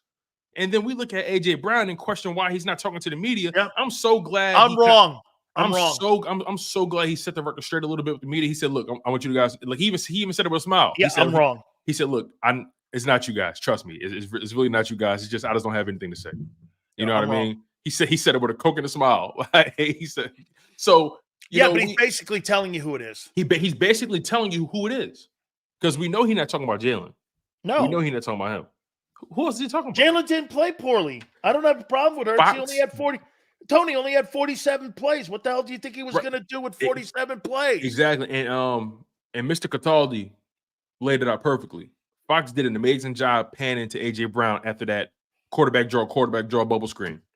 He walked to the sideline like, what in the hell are we doing? 1st and 20 is not a death sentence for this team. No. A 1st and 20 is not a death sentence for anybody, in my opinion. You nickel and dime it. You get your 6 yards there. Your 6 freaking bubble screen. I would have had him take off down the sidelines. Get this, Tony, a year ago, they run an RPO in that situation. And does he not get that first down? Yes. Or gets close to it to where they go for it on 4th? Exactly. And that was my thing. I feel like in that moment, they're missing the guts. They're missing the instinct. I'm telling you. They made the moment that things got the first. The moment they paid him. No, not even that. I'm talking about in that game. When Jordan Mailata took that penalty and it pushed them back 1st and 20, right? I believe Nick Sirianni and that coaching staff made their mind up well before that they were going to kick a field goal. I believe they made their mind up. And that's a problem for me. You were coaching not to lose rather than coaching to win the game. You played to win. He got so conservative and he had the nerve to sit in his press conference and say, well, I felt like that was an aggressive play call by us. And, what are you talking about? It's an aggressive, dumb play call, though. It's aggressively stupid. Yes. If you want to call it aggressive, it was aggressively stupid. You didn't throw the ball downfield one time. Real quick, so I got to get this off before you say something. They talk all the time about the big money guys and making sure they put the ball in the big money guys' hands, all that kind of stuff, right? Where was A.J. Brown in that play? Devontae Smith, Dallas Goedert, damn, even DeAndre Swift, right? I would have felt better if you gave it to him. You gave it to Kenny Gainwell on a bubble screen. Then you had Devontae Smith block for him.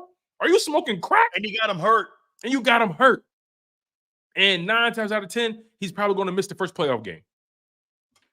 Depending the Giant game for sure. He's definitely missing that. Depending on how severe the sprain is, they said it's mild. You never know. Well, I'm holding him out of that. I need him in the playoffs. Yeah, I'm holding him out. I'm holding him out in that game. So they have real issues, and my faith has not been restored, and it can never be restored until season end, if that's even possible. So how about this, dude?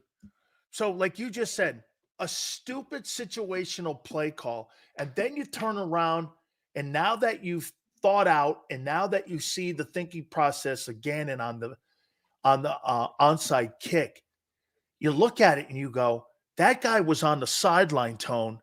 He was strategizing and he was situationally thinking the process through on everything right there and doing in-game adjustments without analytics. There was nothing analytics about that. That was all the coaching on the sidelines. Yeah.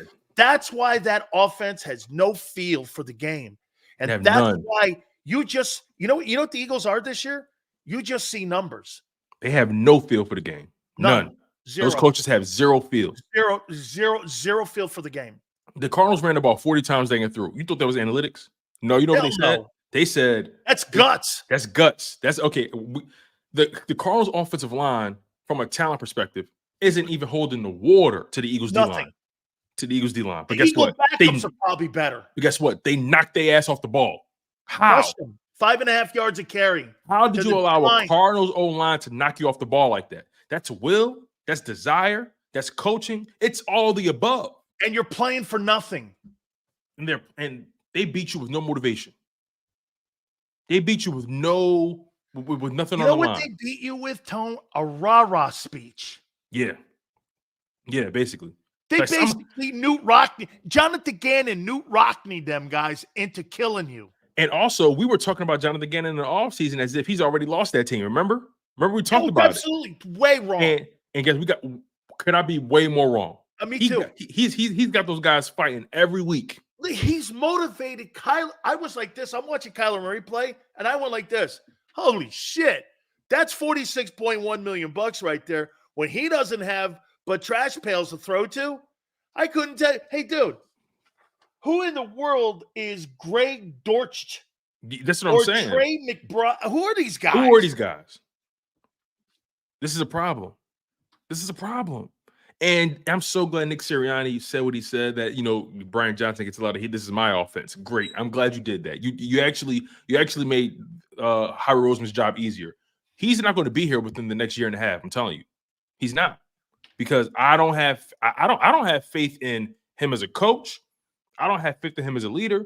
He just seems like he's always, and especially in the press conferences, he just seems like a dope. He just seems like he's confused all the time, like he's rambling, trying to find the game. This team knows. They smell him. I told Angelo, dude, yes, he does not have the answers. Says a lot, but says nothing. He doesn't have the answers. He doesn't. You think he's coaching for his job these next two games? You know what's funny? You say that. Man, Rob was talking about that in the previous show, Sports Take. We was talking about that, and he thinks he is. Rob thinks he is. Rob thinks these next two games will decide if he's here beyond this year. I personally feel like they're probably going to give him another year. But here's the thing, though. I'm hanging on by a thread with that. So you can make an argument. I kind of agree with Rob that it all hinges on these next two games. So to your point, I think he is coaching for his job. I think he is. Taylor beats him, and they got he's coaching for his job too.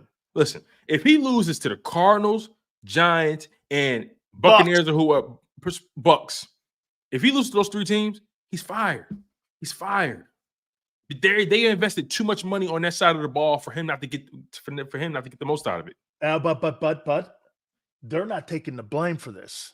Of course not. They're going to fire. Of course not. And this is why I remember. I don't know if you remember a couple of months ago, I said the most expendable guy and the guy who does not have the most secure job in that building is Sirianni. You fired a Super Bowl head coach for less.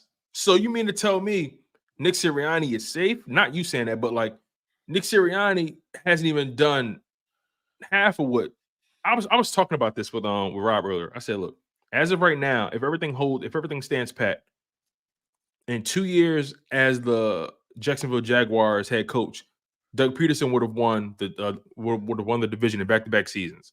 Nick Sirianni with the Jags. This is his third season with the Philadelphia. This is his third season as a Philadelphia Eagles head coach. And as it stands right now, he's on pace to lose the division. So you mean to tell me Doug Peterson is going to have 2 division titles? You're going to have 1? Think about that. I have all year, and it's possible now. It's possible. So I can't take this coaching staff seriously. Nick Sirianni is on the thinnest of thin ice. I promise you. If he loses, if they lose, if they're first round out, matter of fact, if they even lose in the divisional round, I'm telling you. Here's something to think about too. If Sirianni got fired, do you think another head football job would be out there for him? I'm so glad you asked me that question, because when you and Angela were talking, I was thinking to myself, I think the real question, if Nick Sirianni is a good head coach, is if he leaves the Eagles, who would hire him next? I think that's the real question. You think someone would hire that guy next? I don't think so. You know why? Because I think behind closed doors, I think in real NFL circles, I think they know he's not really a great head coach. You know, probably a great position coach. You know, a great OC, whatever. Or I think he's a good position coach with a drop back guy like Rivers, but not an RPO guy. Yeah, he does. He was decent with Rivers in Indy. Yeah. He was even decent with Brissett when they had him for a brief amount of time. Yes. But again, to answer your question directly, I don't think he'll get another head coaching job again. I just don't see there's nothing creative about anything. And you know what they're doing too, Tone, offensively still? They're running 5 plays off of 10 different alignments and motions and moving around, and it's the same plays. They're even more predictable than they were 3 months ago. You could sit here I sat here and I'm like, it just does. It's predictable what they're going to do. You can see it in their alignments. Why aren't you getting Goddard more involved? Why aren't you throwing the ball? Hey, listen, Swift running the ball, great. Jalen Hurts is the better runner than him, and he's the more scarier runner than him. I want Swift to be like McCaffrey more. That's what I want. That is how you help AJ and Devontae become more open. What does it do? It makes the backers have to play closer to the line of scrimmage, and you have more of a middle zone open. Dude, those guys were playing. I'm telling you, Tone, the whole thing on both sides of the ball, the play calling, the situational play calling, the scheme, the way that they have their defensive scheme set up and their offense, it just doesn't make sense. Yeah, that's why, you know, when you look at the defensive side, at least you can say, okay, they don't have the personnel. You can say that, right? But on the offensive side, I think that's a bigger as bad as this defense has been, I think the biggest indictment is on the offense, because not much has changed there. You got mainly all your same pieces. You got 2 of the 3 coaches that pretty much helped. You got 3 of the 4 coaches that helped Jalen Hurts get to where he was. You got Nick Sirianni, Kevin Patullo, a guy who flies under the radar heavily and doesn't get talked about enough, because he's the pass game coordinator. And then Brian Johnson. Those 3 guys are still in the building. Only person missing is Shane Steichen, and Jalen Hurts has had this bad of a fall off, or this Eagles offense has had this bad of a fall off. That speaks volumes about the coaching staff. Yale says that they scored 20. I just watched the Ravens put a 56 spot on the Dolphins. On the Dolphins. That's a championship team. You should have put 60 points on that Cardinals team. Easily. 24, you have to understand your opponent. You know, Tone, this is the first time I've ever seen the Eagles play down to their opponent like that dramatically, where usually they kill everybody, you know, that they played that sucked. Like last year, they annihilated everyone. Look, they played down to the Seattle Seahawks. They played down to the Cardinals, to the Jets, to the Giants. They played down to the Commanders. Both twice. games. They played down to a lot of the competition. But again, that assumes that they're better than what they are. But I think they're exactly who we thought they were, especially on defense. If anything, I think the offense is completely underachieving, and that's the biggest indictment. Nick Sirianni, you're offensive head coach. The number one reason guys get fired, and I think you said this, when you can't even take care of your side of the ball, Right. when you can't even make sure your side of the ball is tight. Brandon Staley, he's a defensive guy. His defense was atrocious. Here's the difference, and Jimmy Johnson said this on our program. Here's what you have, exactly what's in Philly. You have a guy that likes to put up, and an organization that likes to put up a lot of points and a lot of yards, but not win games. You've lost 4 or 5 of the last. By the way, that so-called gauntlet, it broke you. I would have to agree. It broke them.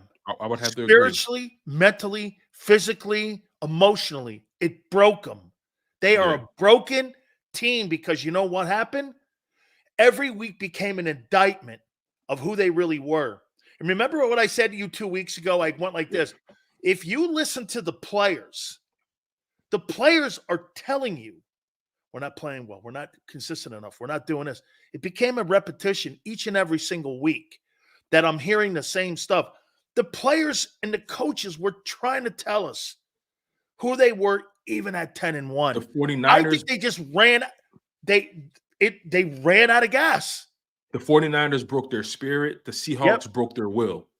And here's my thing, right? I don't think this coaching staff has any pull with these players anymore. I think the players they had to at some point. They had to at some point. I can't just say they didn't have any kind of pull with them.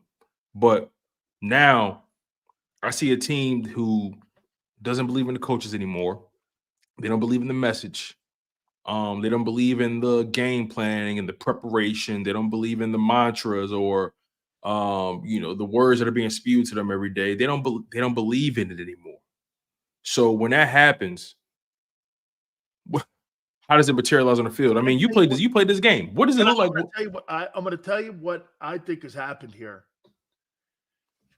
I think the highlight of the season was going into Kansas City and getting the win. And after that, it's been pretty much tripping over themselves since Kansas City. That's the highlight of the year. Going in, beating the team that has beaten you twice. You lost in the Super Bowl to them. You exhaled. And once they exhaled, every team was gunning for him, waiting for him. And emotionally, sometimes, look at Dallas. Here's a prime example of that, Tone. Dallas beats the shit out of the Eagles. They go into Buffalo and lose. San Francisco beats the shit out of everybody, gets run over by the Ravens. Sometimes you get so high for moments and you climb that mountain. And when you do, the next week is always a letdown. It's just been letdowns. And the Bills were gathering themselves. The Bills right now, I wouldn't want to play that Bills team. I mean, even though they stumbled against Belichick a little bit, he wasn't great. Still, they're going to play for a division title this weekend. They're going to play for the AFC East. For a team that was 2-5 at one time, or whatever they were, 3-5, here they are playing for the AFC East. They're going to win it. I think the Bills are going to the AFC Championship. Me too. I think they're good. I think it's Ravens and Bills somehow, or those two teams. The winner of that game, wherever it's in the divisional round, or if it's in the championship game. So if everything holds true, the Bills are the 6th seed right now. The Bills are the 6th, and the Browns, I believe, are the 5th, right? The Browns are the 5th right now. Here's how it would play out. Dolphins in the wild card round would play the Colts. I think Dolphins beat them. Chiefs play the Bills. I think Bills beat Chiefs. Jags play the Browns, and I think Browns beat them. So then in the divisional round, you have Browns versus Ravens. Yes. And then you have so they can make it to the AFC title game. Yes. Wow. Yes. In Baltimore. Yo, listen, don't be surprised. Oh, no, I won't. Don't be surprised if you have a Bills-Browns AFC Championship. I wouldn't be surprised if the Browns are in the Super Bowl. I mean, Joe Flacco's pulling off a Nick Foles here. What would that do to the Deshaun Watson situation? That's a whole other conversation, man. That's a whole other conversation. Nothing. Because guess why? That would do The nothing. money's locked. Right, the money's locked in. You're dog. right. You're Hey, right. You're right. You're right. Hey, The you can money's pretend all locked you in. want, man. That ain't going nowhere. Then you got yourself a Nick Foles and Deshaun Watson. Oh, Would you trade him? Would you trade him to the Giants? Knowing what I know about this team, I'd trade him. I'd Trade him to Atlanta. I'll trade him. Would someone pick that contract up? That's the hard part. I think a desperate team would. I think the Falcons would. Can I tell you what I'm hearing about Russell Wilson? I think Russell Wilson's going to New York Giants. Yo, I think he's going to the I think he's going to end up probably New Orleans. No, not New Orleans. They're kind of locked into that Carr contract. I think he's going to Giants. Because Brian Dable runs that kind of offense, Josh Allen kind of deal. Hear me out on this. Do you think? Now, hear me out on this. Do you think he could end up in Pittsburgh? Too much money for the Rooneys. Fair enough. Now, here, if he restructured his contract and he reworded it for the Rooneys and the compensation is not high, then maybe. It would have to be restructuring of the wording in the contract that could protect, because he's not going to take any less money. But what he would do for them to be able to move out, he's got to get out of Denver. That's just not going to work. It's not. It makes no sense to be there. And I think Sean Payton is everything wrong with coaching. This thing is a business decision. Even though Stidham won, great, okay, whatever. Still, at the end of the day, the guy, if you look at his numbers, it's compatible with Patrick Mahomes. He has just the same numbers as Patrick Mahomes this year. Yeah, I was kind of shocked. I mean, he's got like 25 touchdowns and 7 picks. I mean, his passing numbers are like 3,500, so he's probably 600 behind him. But if you look at his numbers, Tone, he's not been awful. He's been actually a pretty good quarterback this year. And so for them to sit there and say, well, he's not having a good year, that's not correct. Yeah, statistically, that's the media work in there for Sean Payton. Right, because in the game he got benched after the Patriots game. And in that game, he was pretty all right. 25 for 37, 238, 2 passing touchdowns. I don't think he turned the ball over, if I'm not mistaken. So, I mean, I don't eat like the benching. Look at his year numbers. He did fumble twice. But my point is, though, I didn't think he deserved to be benched at all. Look at his numbers. Look at his year numbers. It's clearly a business decision. It's not about what's best for the right now, because they're already eliminated from the playoffs. Let me circle this back here now that we're talking about coaching and affecting and infecting a player. How much of the damage do you think the organization has done on Jalen Hurts' progression and progress this year? They've done enough damage to the point where he is where he is in terms of protecting the ball. They've affected him with the dysfunction. They've affected him with the lack of evolution with the offense. I think they have thrown a speed bump, into his overall development. Now, what I will say is this, though. He's not too far gone. He's nowhere near far gone, in my opinion. I think he can definitely be, for lack of better terms, repaired. You know what I mean? Because I don't think he's broken. I think it's more about direction, Tone, instead of and philosophy. Yeah. Yes. It's more direction. Yeah. I think he just needs better direction. Because no matter how good you are of a quarterback, you need quality coaching around you. How about this? You need somebody you trust. So I think they have hurt him for sure. But they can now it goes back to the question: what's more important to you, Howie Roseman and Jeffrey Lurie? Do you want to make sure your quarterback is as good as he can be, or do you care more about your control? It's going to always come back to that: control or winning. Control or winning. Control will always supersede. It's a shame. Here, I want to show you something here.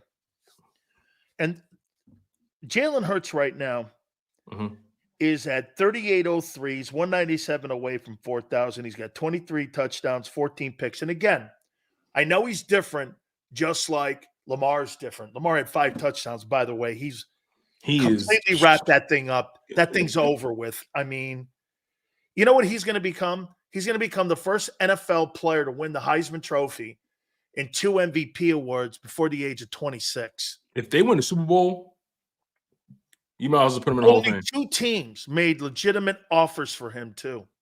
Let me ask you this: if Lamar Jackson wins the MVP, right, and he wins Super Bowl and Super Bowl MVP, is he so far a Hall of Famer?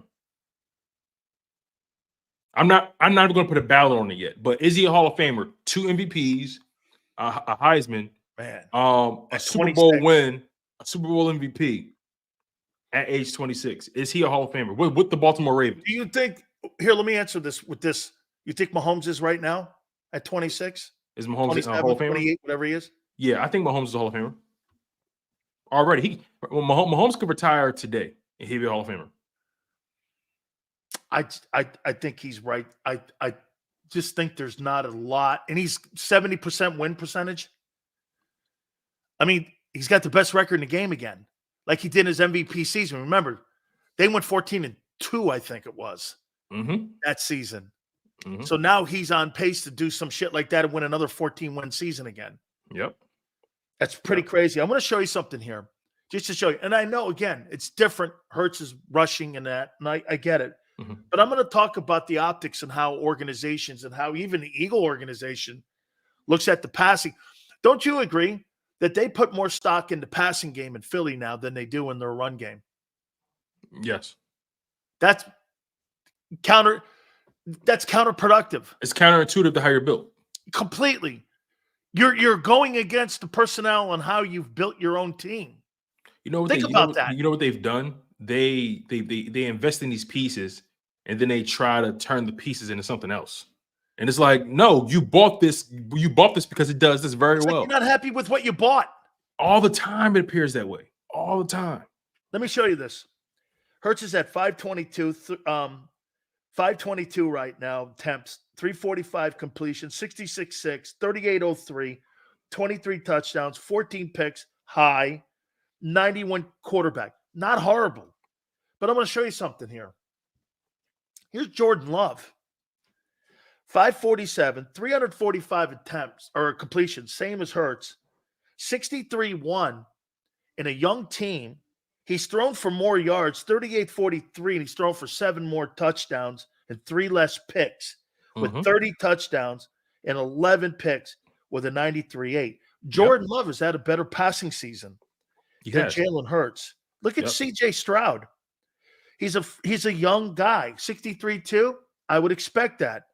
473, 300 completions, 21 touchdowns, only 2 behind Hurts, but with 5 picks.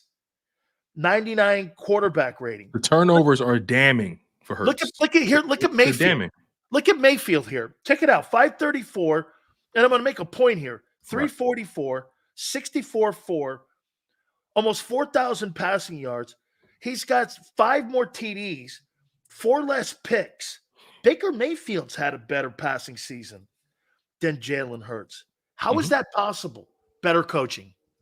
I agree. I think that's the coaching around these guys. That's the common denominator. And they're also surrounded by guys who are no nonsense. Todd Bowles, no nonsense. They'll tell you to sit down. D'Amico Ryans, no nonsense. What's the other quarterback you mentioned? Todd Bowles will tell you to sit your ass down. He's another one of them guys. Exactly. So like there's an authoritarian figure, right? And I think the worst thing they did for Jalen Hurts or to Jalen Hurts was allowing Brian Johnson to be the OC. They're too familiar. And familiarity breeds contempt. Sometimes when you're too close to someone, the message doesn't get across as well because you're too close. They should have brought somebody in there that was nice, that was not close, that did not know him, no relationship, that's going to come in there and say, listen, this is what we're going to do. My goal is to maximize you and bring the best out of your ability, not be your friend. And that was the difference between last year with Shane Steichen and now, and also the difference between Carson Wentz when he had John DeFilippo and Frank Reich versus the other guys that came in that tried to teach him. Let me make a point to you here on how you coach people. the stuff about player coach and the players respect and like, dude, Mike Tomlin is not a player's coach. Players Mike respect Tomlin results. is a winning coach. Correct. Who puts you in your position and in your place. And you know what they are? They respect that. I would rather be respected than loved as a coach. Agreed. Because to me, the love is fleeting. Yes. Coaching and coaching people hard, that's what you do for a living. That's who you are. Whether you like me or not, or have any, I don't give a shit about that. I care when I tell you to do something. I'm telling you because I'm doing this in the best interest of you, me, and the team. Not whether you like me or not. That has no bearing on coaching. Hell, Tone, that has no bearing really on fathering or being a parent also.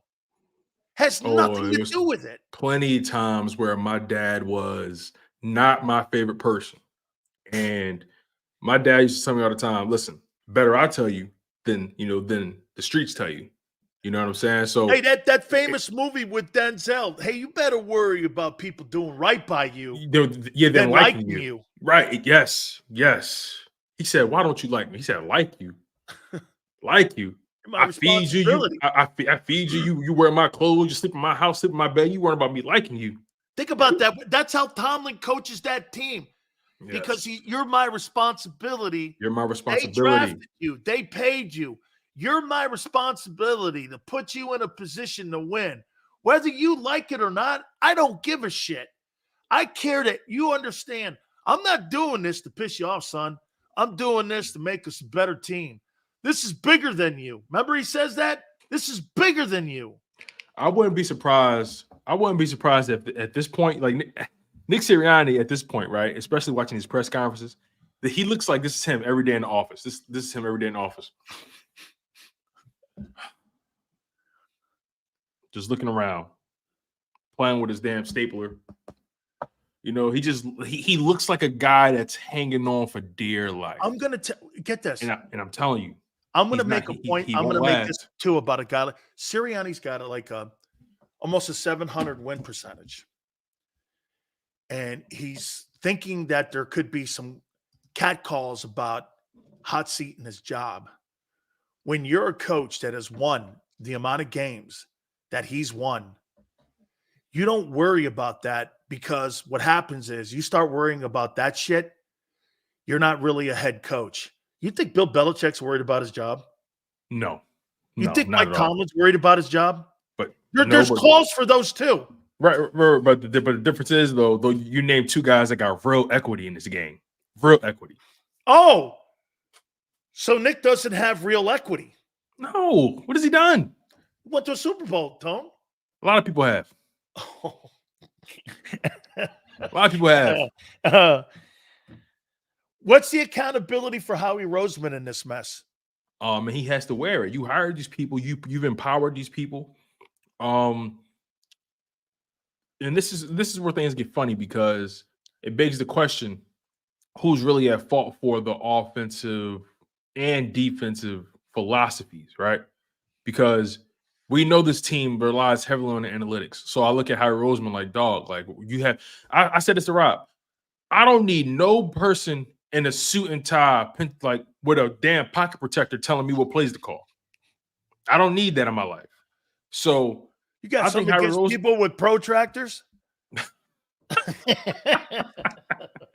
Man, I got stuff. Listen, I got something against people who think they know what's going on when in reality they don't.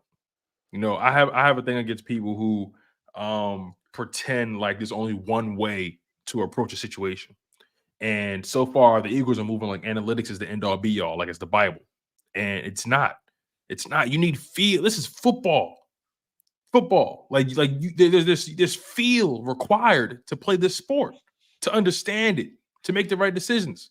And right now, the Eagles don't look like they're being led properly from a coaching perspective. And ownership, coaching, I'm struggling organizationally. Well, top to bottom. But here's the thing, though. Here's the thing. Ownership and front office leadership likely isn't changing. So I'm trying to more so wrap my mind around the things that that can change. And my biggest fear is that this coaching, I'm sorry, not the coaching staff. My biggest fear is Howie Roseman and Jeffrey Lurie don't understand the error in their ways. That's my biggest fear. My friends, I'm going to have to give Tone the bad news here. Tone, I told you a couple weeks ago this team was trending to be a 5-win football team in 2 years. Oh, man, don't say that, man. And I'm going to tell you, how's my take coming along About the 5-win team? in 2 years? Here's You the can't thing. lose the 3-win teams in a stretch run when home field advantage in the East is still on the line. And also if I actually have, And you've lost 4 or 5. right, and if I have Nick Sirianni likely being fired within the next year and a half, you can't be a winning team if that's the case. So, But you're going to hire the same guy. I miss Doug, man. Doug was a man. Doug was a man. Hey, Tone, we agree now. It was more important for them. Doug Peterson being out of that locker room and out of that organization gives the equity with the fans of that Super Bowl for them to be able to do this stuff and how they can. I'm telling you, that game, I thought about it right after the Cardinal game. I said, this is a great example of what the record was and what that game was. Mhm. Because at the end of the day, that was a 17-point win. If the Cardinals did the things right in the red zone early in the game, they should have beat them by 17. That thing shouldn't have been close. And the record at 10-1 was a complete charade. Then when they started playing against some really good teams, the really good teams, guess what they did? They beat them up so bad emotionally. You're starting to lose the shitty teams. Think about this, which means this, Tone. No one respects you. No one. Jonathan Gannon's kicking onside kicks with 2 minutes left in the game with a 3-win team, knowing full well he's going to beat you because you're going to fall into the – they don't have respect for that team right now. The teams they're playing, Nick Bosa is calling them out. They're predictable. Everyone, they're not – and then here, I'd like to see Jalen Hurts more assertive. I mean, Yes. come on, dog. Yes. Let's go here, man. You got to start stepping up here, man, because you know why? You Like in can't go that down moment- with the ship here. Like in that moment with the quarterback, the back-to-back quarterback draws in the bubble screen, Jalen, when you saw the bubble screen, when you saw the second quarterback, when you saw the second quarterback draw being called, why didn't you audible out of that? You knew that shit was not going to work. You knew it wasn't going to work. You knew it. And, and the thing is, like, I understand what Jalen is trying to do. Do I agree with it? No. But I understand what he's trying to do. He's trying to toe the company line.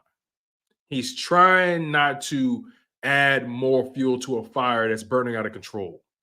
He's trying to be, buttoned up and not call out coaching and appear disgruntled. And I understand what he's trying to do in theory. But in my humble opinion, there comes a point in time where you got to say, look, Nick, get your shit together, or I'm going to make a phone call or go upstairs, because this is not working.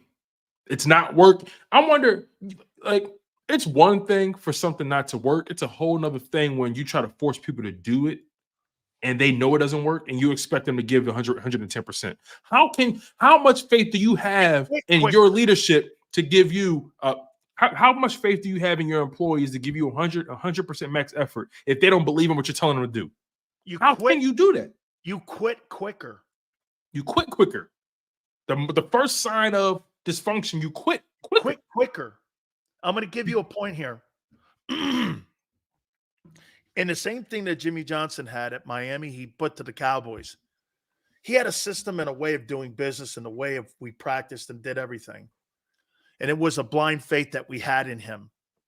And it was a culture in the building. We knew if we put our head down, we worked our asses off, we were going to win a boatload of games. And we did. And he won Super Bowls. I got to Tampa Bay.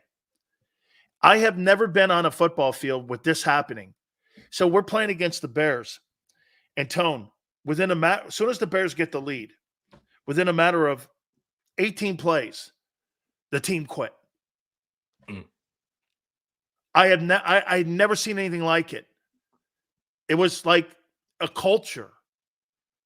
And you didn't believe what they were doing and the system and the defense they were running. At what point did you know, But here's something happened to me.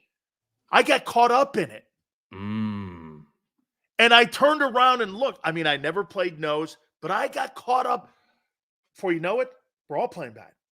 Good players who had a lot of great potential got swallowed up in a shitty organization, in a shitty system with shitty coaches. And you can ruin people like that. How many careers are made by where you go, or broken just based on where you go? Oh, half the draft. It's insane. Let's just remember, Fred Warner was a 3rd round pick. Can you imagine him ending up in just the wrong situation? Carolina or Chicago. Just imagine. Ask Roquan. Hey, Roquan had to get out of Chicago. Right. Man, Sills, I look at this Philadelphia Eagles team as that's why the players have quit the last month. As a team they know they don't have the right people in place. They know. They know it. And when you know something like that, and you what do you think? Let me ask you this question. Honestly, what do you genuinely believe is going through Nick Sirianni's mind right now? If you had to put yourself in his mind, what do you think what do you think is on his mind right now? He's concerned that the players don't believe him. And I'll tell you flat out, how he knows this has always been something in the back of his head. And it's always been something because the players on the Eagle roster are more accomplished than the coaching staff. How many great football teams where you look at your players and, like you say, they win in spite of their guys? The players are more accomplished. Stoutland, obviously, but the rest of those guys, you could look at Patricia. Patricia went for the ride, in my opinion, up in New England. How many of those assistant coaches have really gone on to do anything anywhere? Very few. That's a good point. So I would say this to you. Those players know once the first sign, and this is what I'm saying about quitting quick. When the first sign of trouble came, the ship took on a ton of water. And they're bailing, but they're getting tired of bailing the ship now. What's the first sign? What's the first sign from a head coach that you notice because you played this game for a long time? What's the first sign do players notice from a coach when they feel like he doesn't have the answers? What's the first sign? Lying publicly. Quick position, 10-1 team. You're changing out a coordinator, and you wanted the impression to make it look. Get this. You used the Giant game to try to make Patricia look better of a move when it didn't. Right. It actually made it look more of a foolish move. It was premature. Yeah, look what you did when you put the Bradbury in that position to have that touchdown pass by that rookie catch it back of the end zone. Right. And the Seahawks, and so what you see, when you're doing things that don't make sense to players, you see, again, it's so much blind faith that you have to believe. Tone, when you get a guy, hey, we're going to win. Can you imagine this? Coach Johnson's 1-15. Nobody in the building. They wanted him to change his defense. You know what he said? No way. We're running a 43. We are going to stick to this thing here. We're not going to a 34. Absolutely not. He believed in pressure with his 4-down linemen. He said, no, we are not changing this process. He built that defense, and he built that team into winning 3 titles in 5 years. And I'm telling you, It's conviction. It's one guy in charge. It's a guy with the authority in the locker room. I'm going to tell you this, man. Tone, I've never been around a man. That guy who's crying now on TV and shit, that ain't the same dude. Because that guy who walked around the locker room, you feared, Troy Aikman will tell you, you feared for your job. Every day, you don't fear for your job in Philly. Because you know why? They're Howie's boys. Like, Nick's not going to fire. Like, look, what was Derek Barnett doing on the team the last 2 years? Exactly. Honestly, what's hey, how about this? Here's a better one. What is Rashad Penny doing on the team? They activated him and didn't even play him. How is that? What coach activates players for a game that you're in the stretch run to try to win home field? And you could have ran that ball. Why didn't you run the ball 50 times? Why didn't you run the ball 50 times? You're one of the worst run. Oh, shit, man. They couldn't. They only rushed for 91 yards. The players are starting to quit, Tone. I'm watching it. I think so, too. They're starting to quit.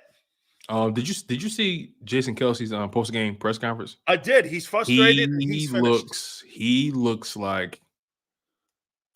like a guy that's hanging on by a thread. Hey, Tush pushes over with when he retires. Oh yeah, there's no way they keep it up. But you know, like he looks defeated. He looks like he knows they're better than this, and he's trying his hardest not to throw anybody under the bus. Man, he's trying his hardest. You can tell. See what Jason Kelsey in the kitchen. Listen, what Jason Kelsey's doing right now, AJ Brown refuses to do. He refuses to go out there and just pretend like, hey, things are just. He refuses to sit there because, I'll be honest with you, I'm not a good liar. I'm not either. So typically, how I feel about something, you know it on my face. You know, my wife is like, I'm not a good liar. So I understand AJ Brown and what he's doing. Why I put myself in a situation where I could say something very, very dangerous and put this team in a worse situation where I'll much rather take the heat for not talking than saying the wrong thing. If you ain't got nothing nice to say, don't say anything at all. It's just that simple. And I ain't even mad at him. Where's Jordan Davis? Where is JD? Where's Jordan Davis? Where's Jalen Carter? Where's Fletcher Cox in run stopping? And Fletcher Cox, all things considered, is having a decent season. All things considered.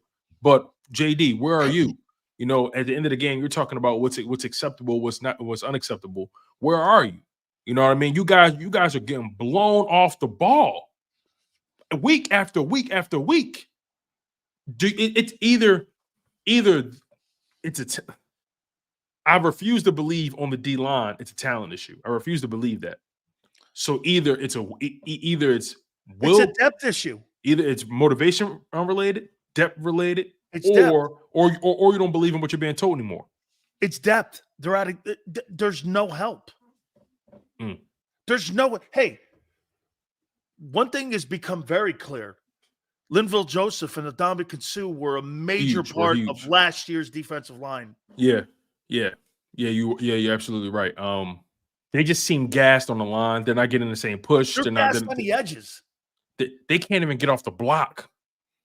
Like, as soon as they get dropping, here's two. I already know where you're going with this. Here's two situational things that to me make no sense on how you're using your star players.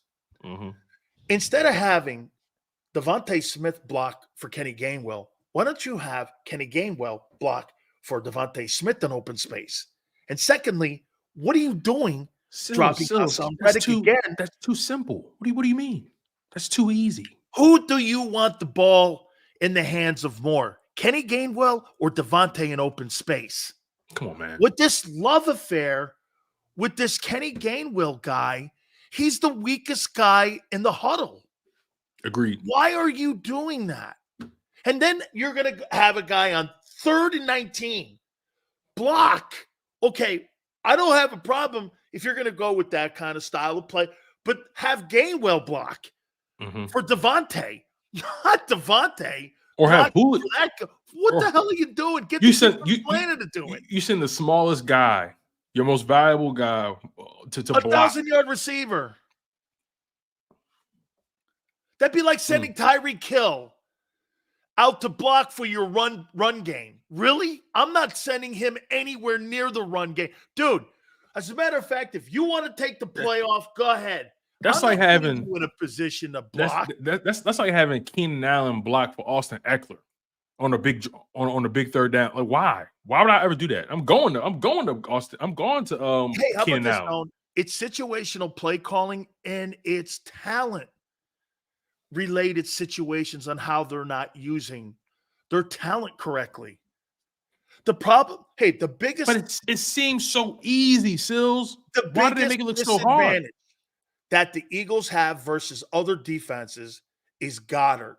There's not enough good linebackers in the league to cover tight ends. That's why they're an essential part of how teams move the chains. Everybody has one of these guys because the linebacker position is not a deep position across the league. So going to the numbers with the Y and Z, you're playing into the strengths of other teams. Mm-hmm. Go to the tight end. Let me tell you, you really think Arizona had linebackers that could cover him? No, absolutely not. They struggled. They struggled on Goddard. But the fact of the matter is, this coaching staff, and they got away from him.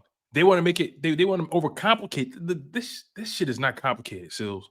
They make it look They make football look like a complicated sport, and it's. And I'm not diminishing the game, but like it's not a complicated sport in my opinion. Tackling and hitting. Yeah, tackling, hitting, execution. Like it's not the most complicated sport, but they make it seem like if I got AJ Brown, Devontae Smith, Dallas Goedert, DeAndre Swift, if I got those four players, I better make it to a conference championship game at least. I'm Super Bowl or bust, baby. I'm Super Bowl or bust. Well, the money that I'm paying, dude. I mean, look at the money you're paying on offense. You're paying. Let me see. That's what I'm saying. Hey, next year you're going to be paying 50 for a quarterback, 20 for a receiver. There's 70. Mm-hmm. Your two tackles are 30 apiece. Mm-hmm. There's $100 million. You got to do something with Smitty, and you got to do something with Landon Dickerson. So you're talking north of $140 million that you have on that side of the ball. Plus your tight end Goddard makes $15 million. You're talking about $125 million that you have money spent on that side of the ball. And I'll tell you what, you're losing to teams like the Cardinals, and you get bounced by the Giants, and then you get knocked out by the Bucs. Boy, I'll tell you something, man. I'd have a conversation not with the head coach. I'd have a conversation with the general manager. What's going on here? But you see, they're linked at the seams here, and they're going to blame the coaches because you know why? The kids involved in the analytics and preparing the team also. The worst thing Sirianni could have did was go out there on Front Street and say, "This is my offense. This is my offense." That's the worst thing he could have did. You better not. Yeah, he owned the wrong thing. That's the worst thing he could have did. It's the worst thing he did. Absolutely. I mean, Tone, what they're doing right now is they're looking here. They're looking for lifeboats. Absolutely. They're in a position right now with 2 games left, playoff game and the Giant game. Right. I'm going to tell you, if these things don't look good, you're going to see people looking for lifeboats. I agree. Because this is how they operate. I think it's going to be so important for Jalen Hurts to put his foot down this offseason. It's going to be so important. For what? You said for what? Yeah, for what? I mean, like for a head coach, a coordinator. What do you think he's gonna? How high will he go? How high will he go up the ladder for changes? You know, he's got a great agency. Clutch could be the bad guy here for that, and he could sit back. Clutch is not going to be shy about this because exactly. Clutch is you hire Clutch and guys like Drew Rosenhaus to be dicks. Listen, you want to take out a shark, you got to make sure you hire a shark. You bet. You get what I'm saying? So and that's where Jalen Hurts is right now. He's in bed with sharks. And best believe come the off season, because that contract starts this year or starts next season. Well, yeah, this upcoming 2024 season. March 17th, that contract kicks in. So best believe, when it's all said and done, he's going to have some people talking to Howie, yo, what's the game plan here? Because my client is not satisfied with the direction of this offense, the direction of, the coaching staff. What's the game plan here? You guys didn't do a good enough job putting him in position. We have an MVP caliber talent here, and you guys aren't living up to your end of the bargain. It's going to get real interesting. And I'm telling you, this offseason is going to be entertaining. It's going to be very entertaining. All right, let's take a quick timeout before Gary Cobb jumps on with us here. So, yes, sir, let's do it. All right. Hey, Tone, real good stuff, man. I appreciate it. Guys, please hit the like button. Gary Cobb's going to join us. Keep it here on the National Football Show. Eat chicken wings, buy Hooters things. Christmas is near. Shop, have a beer. Christmas shopping shouldn't be hard. Give your friends a Hooters gift card. This year, stuff their stockings and yours too with a one-size-fits-all gift card. Buy a $25 Hooters gift card and receive a $5 Santa's bonus card. Make it Hooters for the holidays. Eat chicken wings, buy Hooters things. Christmas is near. Gift cards are here. Good at Hooters everywhere now. Hooters gifts are always favored.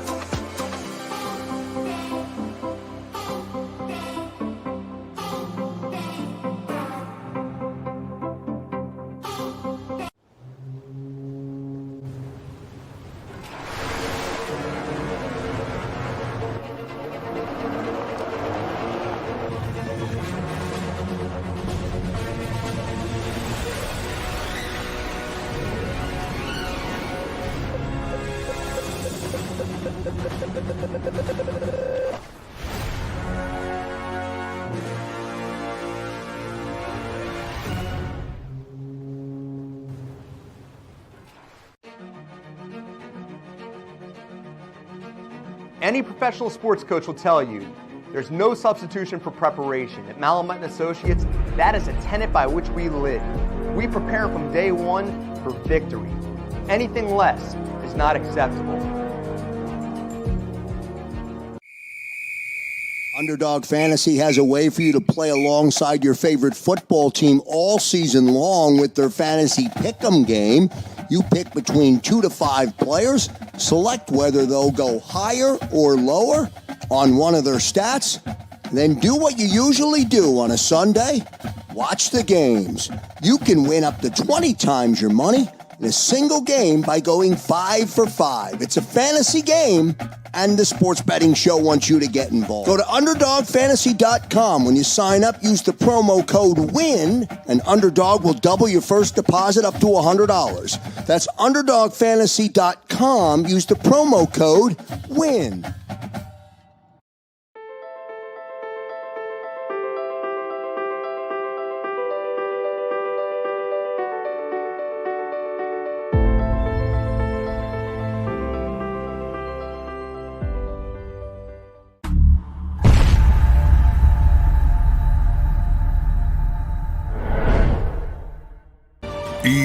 EAGLES, Eagles.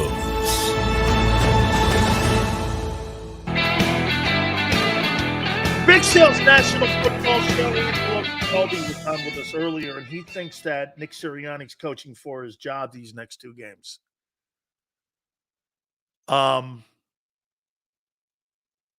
You lose to a 3-win football team. Jonathan Gannon outcoaches you.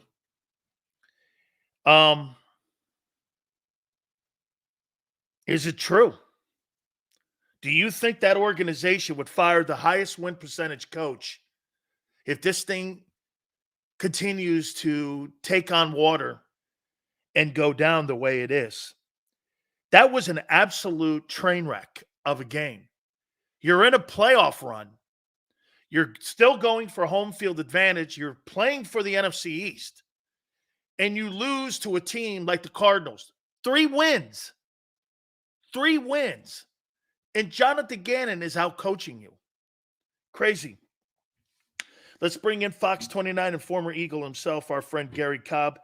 Happy New Year to you, Gary. I mean, is it happy? Boy, I'll tell you something. if you're the Cowboys and the 49ers in the NFC side and you're watching what's going on in Philadelphia, you're happy. But if you're in Philly, you are not happy with what you're watching. Yeah, In your well, opinion, you know, the Gary, thing, in your opinion, your takeaway from what you saw yesterday and just some of the things that jumped out from you after that game. well, you know, guys not getting off blocks, see no passion in their play. The, you know, poor linebacker play, poor play on the defensive line too. I mean, the whole design of playing against the run, where you attack the blocker and then get off the block, you know, to make plays.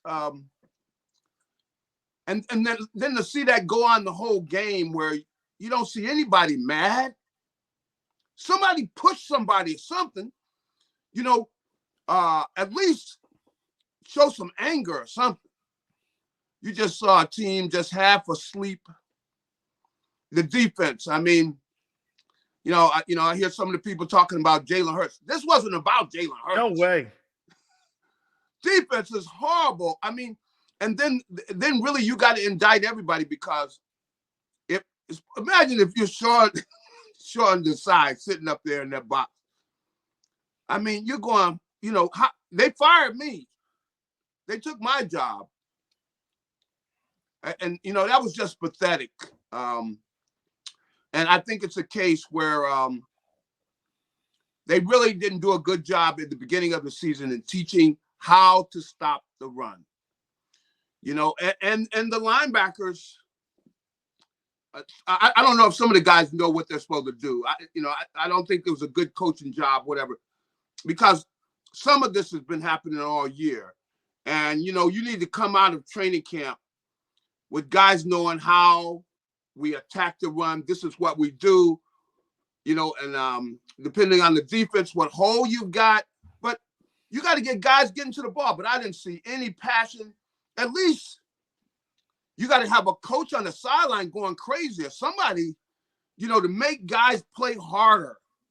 And I mean, it was totally it was ugly, man. I mean, and with so much on the line, Cardinals have nothing to play for. Nothing. How could that team be playing where don't you have anybody on the team that gets angry? Everybody's nice. Oh, yeah, that's another 7 yards, 6. Guys, help them up. Gary, I want to show you something in that game that just shows you the incompetence of what we're watching on the sidelines. Mm-hmm. When it makes sense now, when Jonathan Gannon went for the onside kick, they're sitting on the sideline, rationalized out. I'm not gonna kick it so that the Eagles can run the clock out. If they score, we're gonna score. They didn't punt yesterday, the Cardinals. They never punted. They knew. I said this, Gary, and when I said it to Angelo and Tone earlier, and I go, if that team kicks a field goal, the Cardinals are gonna win. And sure enough, they tightened up in their play calling again. Gannon had no respect for any of the coaches on the sidelines because he knew they'd get conservative. Mm-hmm. They get the ball back. Kyler Murray goes right down the field, and they beat him. I got to tell you something, Gary. I said a lot of things about Jonathan Gannon, but, dude, he's blitzing like his hair's on fire. I know. I mean, he's doing things there that are not analytics or more coaching going on. I think it really exposes the fact that there's a lot of people that are involved in the game day preparation of that team. And I think there's too many chefs in the kitchen that are trying to get their point across, and it's interfering with the success of the team. Is that fair? Well, I'll tell you this. I definitely know that Sirianni has a hand in, well, I don't know if it's just Sirianni, maybe all the way up top where there are the owner's kid. Where they want to kind of try to have a hand on what they're doing. So you got a team where you don't want to be too aggressive, because you can see that Gannon, for him blitzing, and he didn't do very much at all when he was here. So you can see that wasn't really him, see? So, you got to be more aggressive. I mean, there's an aggressive. You can't let somebody run the ball down your throat like that. And the fact that they did that, you know, other teams are going to come in and try it. Why not? 228. Now you got Barkley coming. You know, you got to go play Barkley this weekend. Yeah. And the NFC East is still on the line. Garrett, that team is one of the worst teams in the league, and they got 5.5 yards of pop running the ball on the Eagles. Totally, you know, it really, I mean, it's just pathetic. And it really says to me, though, that they didn't teach, and, you know, they do so little hitting and everything, but you teach guys, okay, this is the way we stop the run. You know, where you got guys that know what they're supposed to do. This is what the way I'm supposed to attack a block. You know, I attack the block, I get off the block, I make the tackle. I mean, you know, and I attack the line of scrimmage. My goodness. But I just don't see that was just miserable. I mean, the whole game, and nobody's fighting. What kind of, you know, I'm going like, nobody angry? You know, these guys are running the ball down our throats. Nobody even pushed one of the guys on the other team. I mean, somebody get up angry or something. You know, you got to have, and you know what? That's what that says to me is clearly they don't have coaches that can get their players' attention. I mean, you know, you got to get more than that, where nobody was, like everybody was getting up, you know, they just gained another 6 yards. Hey, help him up. Hey, help him up. What are you doing? I mean, I'm kicking him. I'm not helping his ass up, man. Hey, no anger. At least somebody get angry. You know, like if somebody you're in a boxing, man, guy is whooping your behind. Kick him or something. At least I'm not shaking his hand if he's kicking my. Hey, thanks, great fight. That ain't happening, man. I'm walking out of the ring with my tail between my head, but I ain't shaking anything. Did you see anybody angry? I didn't see anybody angry at all on the whole defense. What is going on? So, and that indicts the coaches. That indicts everybody, because I know the coaches I played for. You come to the sideline, man. They're spitting in your. Gary, are they soft? They're soft, man. They are. This is a soft group, and you know, at times I've heard other people say things, and somebody starts talking about the offense. Look, the offense didn't play perfect, but you're gonna have a defense get whooped. I mean, they only had 47 plays, 200 and some yards. Gary, get this: the Cardinals ran 72 plays at them. That's right, dominated. I mean. You got guys, and there's no fight. I'm going like, if I'm the coach, I am losing it. I'm losing it at my coaches. Hey, we got to have fighters. Part of football is fighting. It's organized fight. At least show me somebody that's fighting. I'm looking around. I'm going like, hey, kick the guy. When you get up, hey, trip him. I mean, what are you doing? I mean, nobody's angry. These guys are taking away our season. And nobody's angry. I didn't see anybody angry. I guess they got on the plane.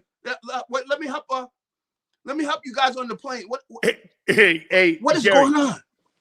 Let me ask you this. Angelo believes that he was on earlier. He believes that Sirianni, these next 2 games, could potentially be coaching for his job. If they lose to the Giants and they get bounced by the Bucks in the opening round, do you think that organization is that enough? No, I don't think that. Because would they fire the coaching staff? I mean, the whole change in coaching, you know, that had to come up from up top too. Come on. Yeah. The coaching. Nick Sirianni by himself didn't decide that he was going to, can Sean decide? No. And really what it shows, see, in doing that, you know, I don't know, you know, usually a good defensive coordinator, I mean, he's got to have something to get his guys going, you know, and nobody had that. Nobody could get you had to be going crazy. And I don't understand how nobody gets angry and everything where you start going, you guys are not running the ball on us. But I didn't see any of that. I mean, and to have that happen, I'm wondering about, I mean, you could see, like, I could see Kelsey. He was talking after the game. Dude was angry. He was holding it in. You got to have that. You got to have some of that on your defense. You got to have guys that get angry. This is personal. You are embarrassing me. Come on, man. Aren't you mad? I mean, I don't know. So I don't know what's going on with the coaching. I mean, I'm going to give you something on coaching on what you just said. Let's play a game here. Can you imagine if a team that Mike Tomlin coached had an effort like that and what he'd be saying at the podium or even on the sidelines to his guys? Wouldn't he hold those guys? How come the head coach doesn't hold his players accountable publicly? And he's got equity. 11 months ago, he just went to a freaking Super Bowl. It's not like he doesn't have some equity. Best win percentage in the history of the franchise so far in his coaching career. Why doesn't he put these players on blast instead of coddling them? I mean, I agree with you. I'm going to start calling people out. I'm not going into the press conference after the game. I don't say nobody's name. What? Such and such. I'm calling out the guys that didn't see the effort, and I'm getting in their face during the game. What is going on? I mean, you got to play. I mean, football, especially defensively, it's got to be played with some passion. You can't just be out there just the dude that's blocking me is not my friend. Okay, I'm sorry. He's trying to take money out of your pocket. Come on, he's trying to put you on the unemployment line. Okay, yeah. This guy is not my friend. Okay. Now I'm not gonna say what I'm doing, but hey, I might kick him in. Where hey, if that's what I got to do. Look. Hey, I'm gonna look like Draymond Green out there. Hey, and some of these guys are gonna go on the unemployment line, and those guys put them on it. But I've never seen a guy's so nice, man. I'm telling you what, this is the nicest group because I didn't see anybody mad or anything. Hey, that's a bunch of good fellas. hey, Gary. The Eagle defense, a bunch of nice fellas. That's all I could say. How about this, Gary? The last 3 weeks, how much damage do you think all that BS with the changing of the coordinator and all the stuff that's gone on, all the whatever excuse making, how much damage do you think that has had on the psyche of the team? Well, I think it's bad, but you got to be a pro. I get it. I mean, some of this, it really, I indict everybody. I mean, as a personal play, I mean, as a player, and it says something about the leadership of, on the defensive side of the ball. And I'm not really, I see fight on the offensive side. I see fighters. I don't see any fight, man. If you're on that team, you got to be getting in somebody's face where somebody over there is getting mad. And then they're going to get mad at their teammates, say, look, I don't care what we got to do. We got to blow somebody's knee out or whatever. I don't know. Look, we got to hurt somebody. These guys are taking our lunch. They're coming to our home. That's why we had a coach at USC used to say that, talking about them coming into your home. You come home and find a guy in your house. Drinking out of the Big Sills cup, sitting in the Big Sills chair, that ain't working for me. Hey, that's what this is. You come home and find some man in your home. You know what I mean? Dude, this dude is embarrassing you in your, come on, man, look, okay. You go get your blade or whatever, look. You're going to look, hey, I'm getting ready to do something real bad. But I didn't see any anger. But that's why I don't understand why the Cardinals, they really don't have anything to play off. They're going home. Get this, you got a team in the Eagles is fighting for, playoff. You want to have home games and everything, and you come out and you just let. I mean, you just let them just take it all from you. I don't get it. And Gary, nobody's angry. So I wonder about the makeup of the team. See, hey, Gary, get this. It's being reported now that Sirianni's telling people that they knew that the change with Desai to Patricia, they knew that it was going to happen weeks ago. Hey, I just got a text on this too. I'll tell you, boy. I don't know what's happening. And they don't know. I mean, this is not the kind of football I was exposed to, man. I never heard of somebody. You mean coaching, Gary? Somebody get mad or something. You mean coaching? This isn't the type of coaching you and me were raised on. No, because I had coaches get personal. Like I tell a little lady, "Oh boy, ooh, it's gonna be nasty in there today, boy." You going in there on Monday, and it might be one play, and they're in your face. You gotta let a team do what they did to them, and you don't have coaches attacking guys when they come to the sideline, basically. Calling you all kind of names. Hey, we got people in here. We got people in here calling Nick Sirianni Nick Kotai. Hey, for the team to go that south, I mean, you make a change with the coaches or whatever. I don't see nobody angry. I don't see coaches angry. I mean, we had coaches that would be when you go to the sideline, hey, they're angry. But I don't see anybody angry, man. I don't understand it. Should because Jalen Hurts get angry? Wait, say that Should again? he be more assertive publicly?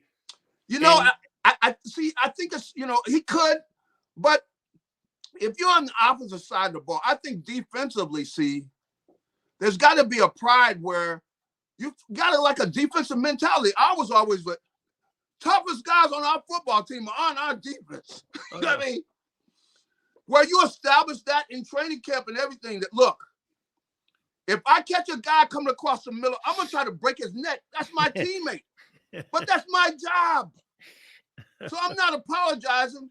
And we had guys who always was, look, guys were, hey, man, hey. They're crying to us when we go, we're going to the mess hall to eat. We got opposite players crying because we ain't giving them no mercy. What's going on? You don't have no, aggressive defensive players? Come on, man. I don't get it. I've never seen guys that's this soft, man. This is a soft group. It's Nick Kotai Sirianni, in your opinion? It's with what they've done. I mean, no, I couldn't go there on him. Gary, this is bad. But I might, because I just this is bad, Gary. Fight. What's that? This is bad. I mean, this is a soft group, boy. I tell you, they must be up there. I'm going to be looking for flowers up there in the locker room. Golly. Wait a minute here. Are you trying to tell me that these guys send out Valentine's Day cards and shit like that? I mean, do you understand that? I mean, I've never seen a team where you would get humiliated like this, and I don't see anybody angry. None of the players. I'm talking about players where they're doing stuff in the game where the ref get a penalty. You know what I mean? I mean, get a penalty. Get a penalty, not a pillow. That's right. I mean, where somebody cheap shot somebody or something. Yeah. Something. Yeah. But I don't see any of that. I mean, we had guys that would dig it up. They would try to poke the guy's eye out. Well, I'm not good with that.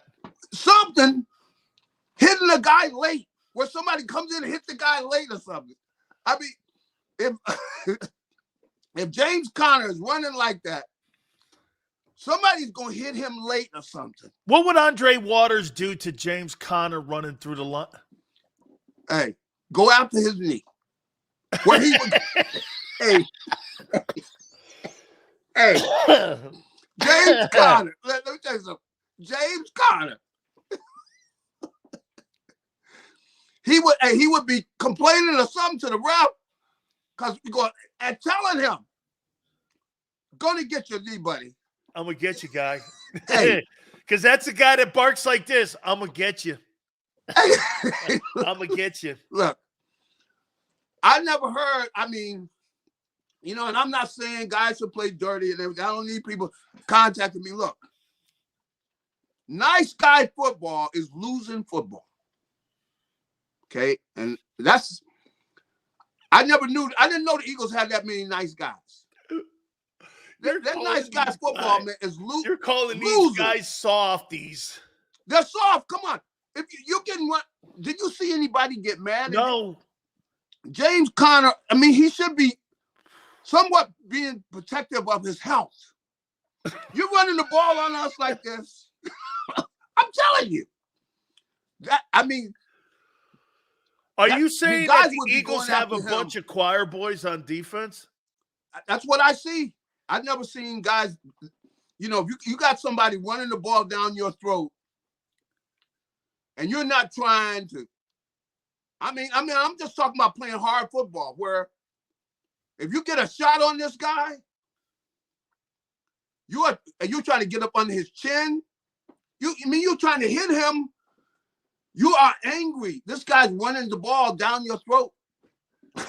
I've never seen the guys to get run on like that, and everybody, hey, go help him out. You go, hey, Gary, a 3-win team. A 3-win team ran the ball for 221 yards on you. 5.5 yards a clip. Ran 72 plays. And get this, had 32 first downs to 17. A 3-win team, one of the worst teams in the league, and they ran you out of your own building. Yep. That really indicts the Eagles. I mean, that's all I'm saying is that is an indictment.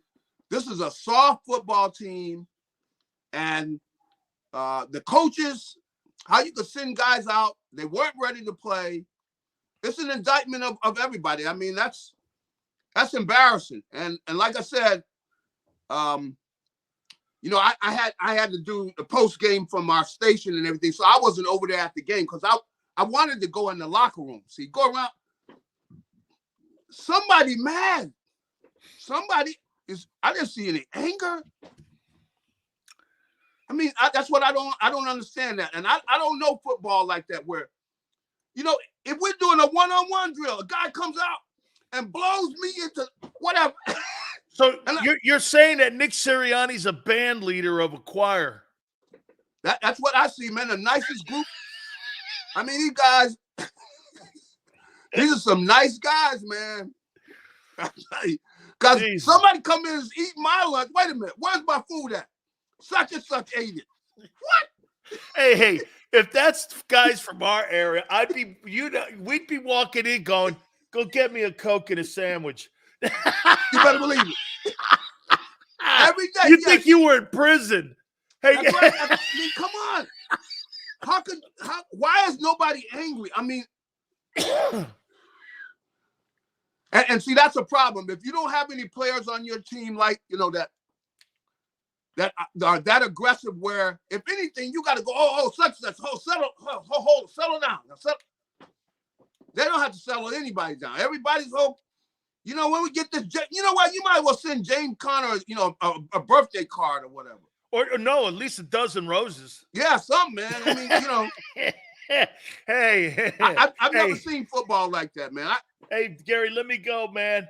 Hey, Happy New Year to you, man. I really appreciate you so much doing this for me. Thank you so much, my friend. We'll see what happens against the Gigantes. I don't know if I want to see it. Hey, wait, hey, by the way, yeah, the choir practice will be Sunday at the Meadowlands at MetLife. So I'll let you know what songs they're playing. That's right. Hey, I'll make sure I bring some flowers. You got it. Thank you, Gary. I All right, buddy. appreciate it. All right. All right. I love Gary Cobb there. Fantastic stuff there. All right. Hey, I will say this to you guys. James, my fabulous IT guy, you got to get that Gary Cobb calling the Eagles soft and agreeing that they're choir boys. You now have media members, certain media members in Philly now calling out the Eagles for being soft. Too many nice guys. Yeah, really. I want to talk about Sirianni here for a second and about him being soft. Maybe it starts with him. Maybe it starts with him. All right, hit the like button. Keep it here, National Football Show. Eat chicken wings, buy Hooters things. Christmas is near. Shop, have a beer. Christmas shopping shouldn't be hard. Give your friends a Hooters gift card. This year, stuff their stockings and yours too with a one-size-fits-all gift card. Buy a $25 Hooters gift card and receive a $5 Santa's bonus card. Make it Hooters for the holidays. Eat chicken wings, buy Hooters things. Christmas is near. Gift cards are here. Good at Hooters everywhere now. Hooters gifts are always favored.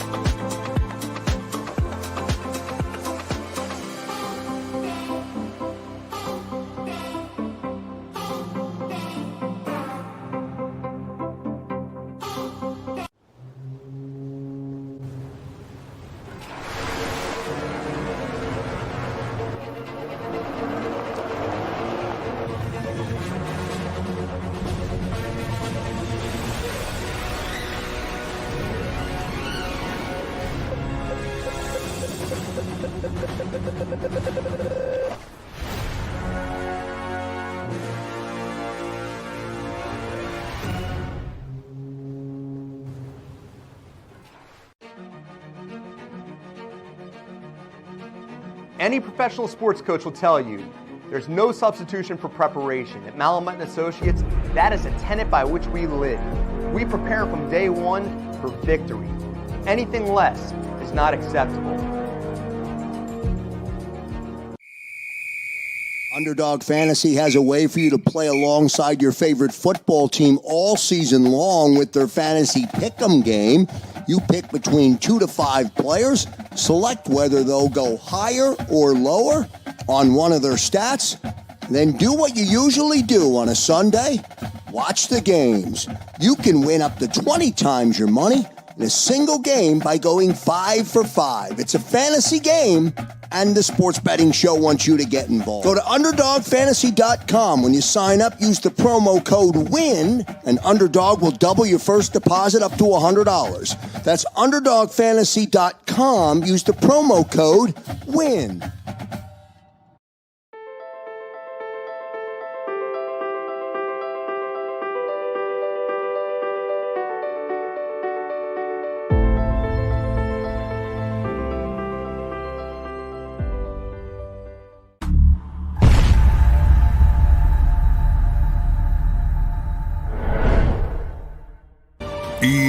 EAGLES, Eagles.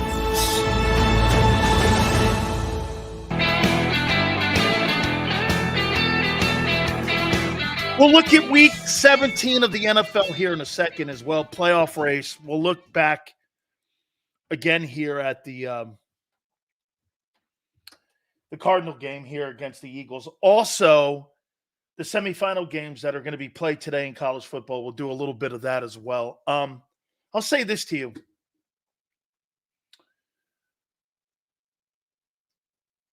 Why doesn't the head coach put people on blast more? You've built enough equity up. You went to a Super Bowl 11 months ago. Why don't you say we're not coaching well and our players aren't playing well? What's wrong with that? You know why? It's an indictment on Roseman.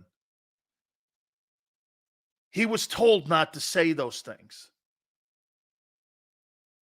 You can't be genuine. Nick Sirianni's not genuine. Shit, I can watch Jonathan Gannon.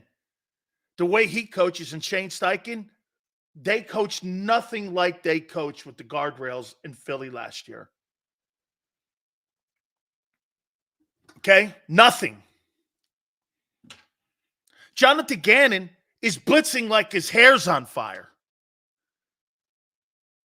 Sideline thought process, in-game situation, he was brilliant. Yes, Jonathan Gannon was brilliant. He set, I've been saying it to you, I want you to understand how important that is. And my boy Philly 500's in here. I want you to understand something on how you're set up. That onside kick was a setup because he knew the Eagle coaches would be gullible. And that the Eagles go, oh, we got the ball midfield. When you didn't score a touchdown, it was over. They knew it. I swear to you, I went like this. The Cardinals are winning this game. They didn't punt once. You weren't stopping Kyler Murray. That looked like a $46 million quarterback, the way he played. He was sensational. You had no answers for him throwing to trash cans. And your coaches had no answers on the sidelines. You got Gary Cobb calling the Eagles a soft team. When in the world have you ever in your life, even the sorry-ass 4-win team, heard somebody call the Eagles soft? I agree, Sills. I said it was genius as soon as they kicked it. Same here. Philly 500. I went like this. As soon as he kicked that, I went, and he didn't get it. I went, that wasn't really the point. If they got it, it just would have meant that they had a shorter field. And get this, it's best they didn't get it. Why? Because it took more time off the clock. And if they would have scored quick, the Eagles would have had a chance to have the ball in their hand. And I give the Eagles a better chance to win the game with their offense versus their defense on the field. Gannon didn't want the Eagle offense with the ball in their hands because he knew they could win it. He wanted their defense on the field. That guy was freaking unbelievably well prepared for that game. And as I told you in the first hour, that guy's killed Dallas. He ran you off the field in your own ballpark. And he played a really great game a couple weeks ago against the Niners. The Arizona Cardinals got their coach and their quarterback. They're going to win a lot of games. They got a ton of picks. If they do things right, the Cardinals are going to be good. They're going to be a good football team. I tell you something. We're all wrong about Gannon. His bedside manner may not be the best, but the guy who was the worst coach in the building last year was the head coach. And the best coaches were the coordinators. Steichen and Gannon. I come away this year going, I'm pretty impressed with both guys. I'm pretty impressed with both guys.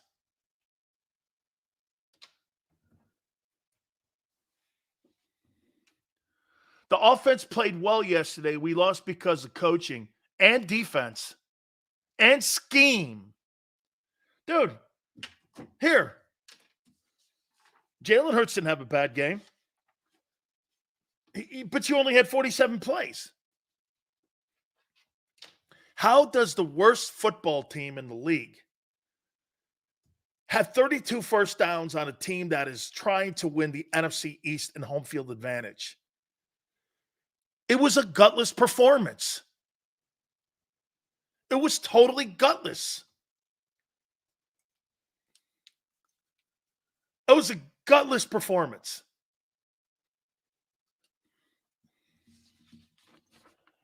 I mean,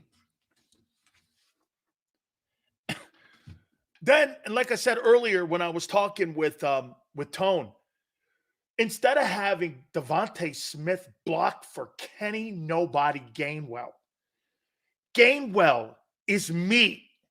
He should be blocking for Devontae. Why in the world do you want the football in that dude's hands? He's not good.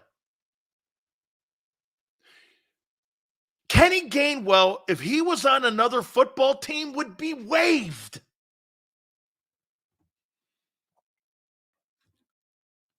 Ask yourself this question. Again, we talked this with Tone as well earlier. And I asked Tone the question. If Nick Sirianni got fired, do you think there's teams out there that would hire that guy immediately as their head football coach? Not a chance in hell. I would never want that guy. He's not a play caller. He's a cheerleader. I don't need a cheerleader. I need a guy who knows how to win games.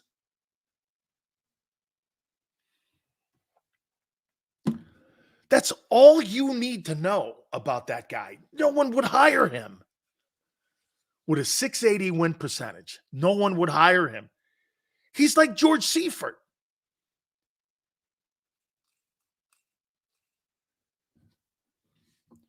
Do I think the Giants beat him? I don't know. You don't get the benefit of the doubt anymore. You don't get the benefit of the doubt. It is an absolute colossal, disastrous interference of front office meddling that I've seen in quite some time. This goes back to the Marty Schottenheimer 14-2 AJ Smith and the owner Dean Spanos, and how they were going back and forth with Schottenheimer, and how Schottenheimer wanted to have control of some personnel. He wanted to keep Drew Brees. He wanted to trade Phillip Rivers. And AJ Smith, because he drafted, he actually drafted both guys, but he went out and got Rivers. That's the whole thing. Marty got fired because of this. Marty got fired because he wanted Drew Brees. Management made him play Drew Brees in that final game against Denver or Kansas City, where he blew his shoulder out. After that, they fired a guy who was 14-2 and went to an AFC title game and was actually a better roster than the New England Patriots. They fired him because he didn't want. If Brees wins a Super Bowl in San Diego and delivers his career that he delivered in New Orleans, maybe football's not out of San Diego and they build their new stadium.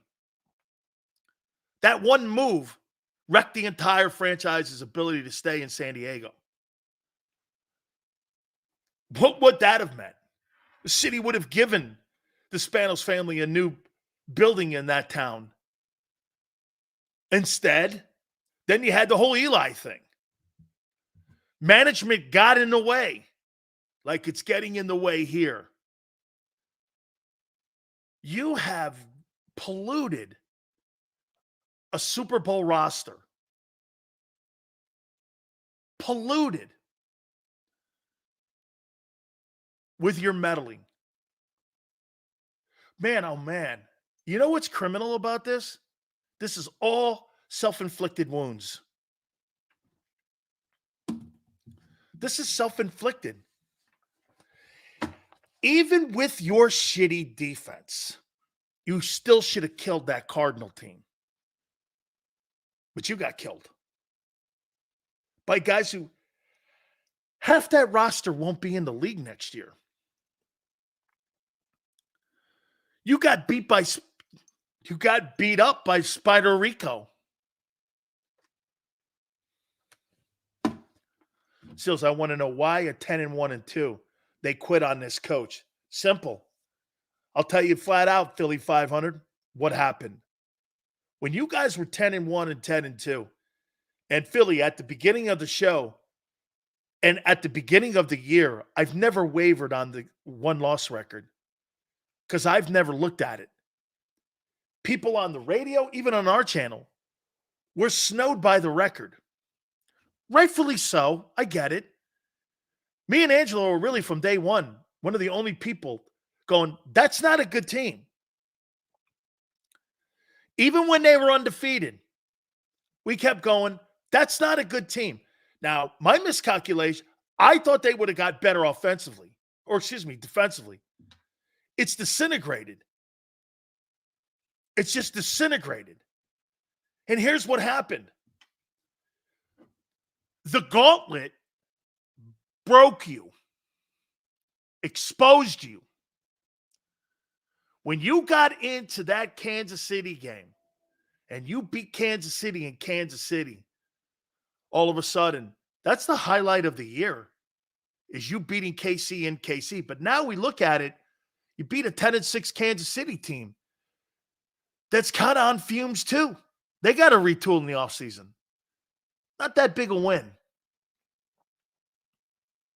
I told you day one, Kansas City's not getting back to the Super Bowl. They have no chance to get back to the Super Bowl. Well, Mahomes and Reed give them the chance. That's not true. But I don't believe they are. I think they've played too much football the last 5 years. And then what happened? The close games, the Bills were finding themselves. Bills put up 505 on you. It seems every time we make a Super Bowl appearance, the front office screws up the team every single time. Fired Reed, fired Douglas or Peterson. I hate to tell you this, Philly. My prediction about you being a 5-win team in 2 years, looking pretty good. This thing ain't going to trend to be better because no matter who you hire, he's going to be a lapdog. No matter who you bring in, he will be a lapdog. Nick Sirianni has no balls and no backbone. I mean, if that were any decent coach with any kind of autonomy in his DNA, wouldn't he get in front of the mic going like this? That was a sorry-ass effort. I coached horribly. Our players did not perform. We are right now have to have a come-to-Jesus conversation with everybody who's involved in how we prepare. We have got to evaluate ourselves and constantly look at what's in the best interest of this team. If that means we got to start sitting people, we're going to sit people. But we've got to turn this around. This is about the bigger cause, not about one man. This is about one man right now, Howie Roseman. This is about one man and his vision. Let me show you something here. As great as Roseman was last year, he's pathetic this year. So who is he? And get this, he's on the coattails of Doug Peterson's win in 2017. He's a fraud. Howie Roseman can't draft. D-line? No, D-tackle. O-line? Okay, you got me. Rest of the team? He blows.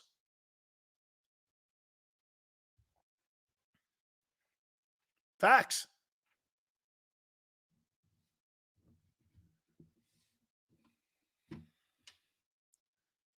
And because they paid the quarterback, they went shopping at the dollar store for linebackers and safeties. Think about that. At the expense of winning, the general manager, because they know in March of next year, have to start paying the quarterback $50 million. He didn't want to get tied into a Devin White contract, another $20 million deal. He didn't want to be squeezed against the cap like that. So what did he do? He sacrificed the defense. That's on him. And get this, you could blame the coaching, but you blame Howie for everything because he's responsible for the coordinator. He's responsible for the talent. He's responsible for the assistant coaches. Remember what I told you. Of the 24 coaches that were on the staff the Super Bowl year, 12 were replaced. Half the roster of coaches were elevated. And some go like this. Well, they were in the building. How's that help Brian Johnson as a play caller? You think him being in the building has helped him? Do you? I say it hasn't. The Eagles are cheap. But guess what they're not cheap at? The flash. They're a finesse team now. And they're a soft defense. They're soft. It's a choir boy defense with a band leader running it. Honestly, man, these guys should be playing like the flute and the harp, not playing nickel and linebacker and D-tackle. They're soft. No one gives a shit. No one has any energy. The head coach doesn't call anybody out. Holy cow almighty.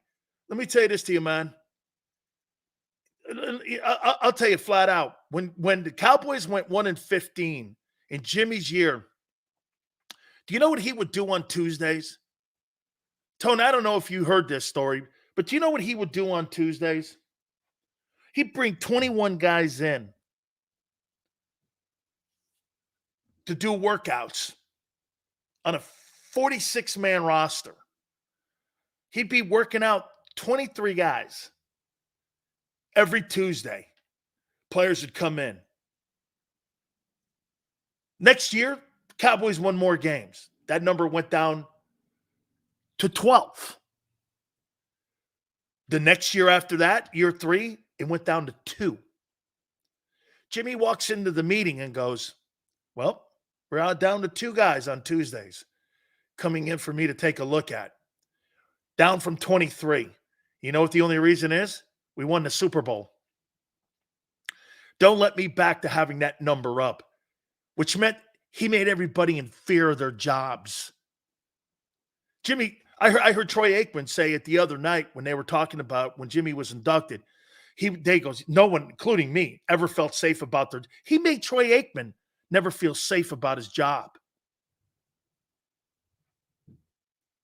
Everybody feared for their jobs when that guy walked in the room.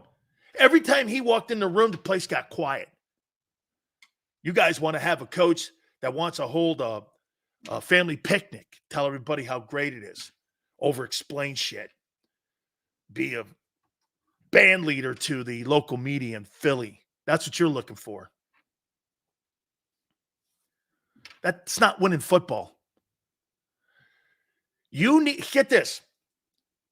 I want to tell you, you need a coach the most when things are down, not up. You need a leader when things aren't going great to guide you through the rough waters, not when things are sailing great. That's not the mark of a great coach. A great coach is a coach that guides you through rough waters. That's the thing that builds the equity up. I'll tell you what Sean McDermott did. Sean McDermott did a wonderful job. He fired Dorsey, put a guy in place. A lot of conversation up there in Buffalo. Shit, there were people talking about maybe McDermott would lose his job. Now they're playing the best football. They're winning games. They're playing for a division title this weekend. Same as you. And the Bills look like a tough out right now. You can't beat the Cardinals.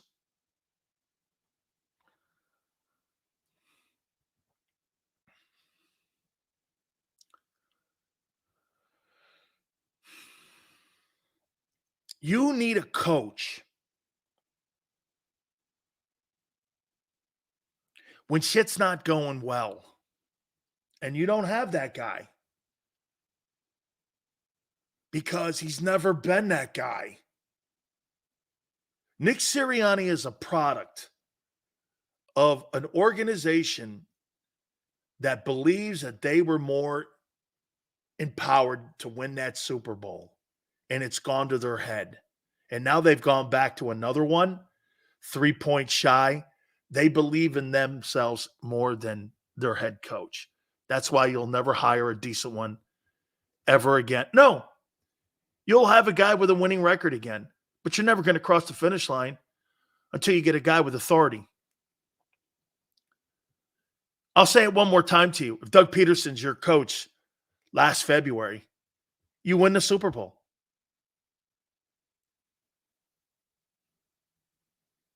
You win it.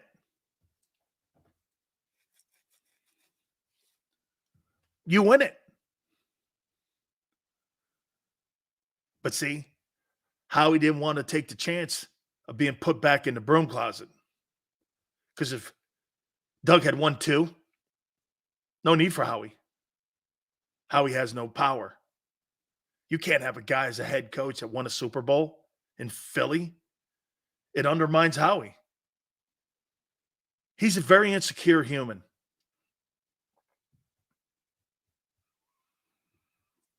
Very insecure.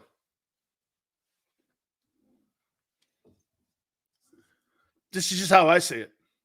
But then again, this is how I've seen this guy for 2 years. I haven't changed. That's why when you watch Seth Joyner on our postgame show now, and he's just sitting there, Seth's been telling you too the whole time. We both have been telling you. This guy's not really a good coach. He's not. And there would be a time, get this, Seth and I had talked about this. We knew that there was going to be a time, okay, when things weren't going well, that would expose this. I didn't think it unraveled this quick, though. I really didn't. I thought there'd be some sort of balance a little bit. There's no balance here. This thing's going down at the head. I mean, it's just going down. And it's going down fast. Okay. Mike Tomlin with this team. What's that kid's name that they just won a game, right? 30-23. They're now 9-7. It's now the 18th year that Tomlin's never had a losing record. That's unbelievable. In today's NFL with salary cap, Mike Tomlin's never had a losing season in his entire coaching career as the head coach of the Steelers. Why in the world would you even think about moving off that man? For who? Who are you replacing Mike Tomlin with? Nick Sirianni? Who are you replacing that guy with? You would be out of your tree. He won 2 games in a row with Mason, what is it? Rudolph. Is that the kid from Oklahoma State? Did he play his ball at Oklahoma State? Oh, no way. Hey, Mike Tomlin would be a horrible interview for a job. He'd be horrible because he'd tell you the way shit was. And most GMs and owners don't want to hear the way it is. Hey, you want to win games? We work together or we don't work at all. You never really thought that the general manager of the Steelers, Mike Tomlin doesn't work for him. They work together. You've heard that before when I had Kevin Colbert on, who was GM and president of the Steelers. I've had him on 3-4 times. Now he's a consultant for the Steelers. He never felt that he was Mike Tomlin's boss at all, ever. Nick Sirianni works for Howie.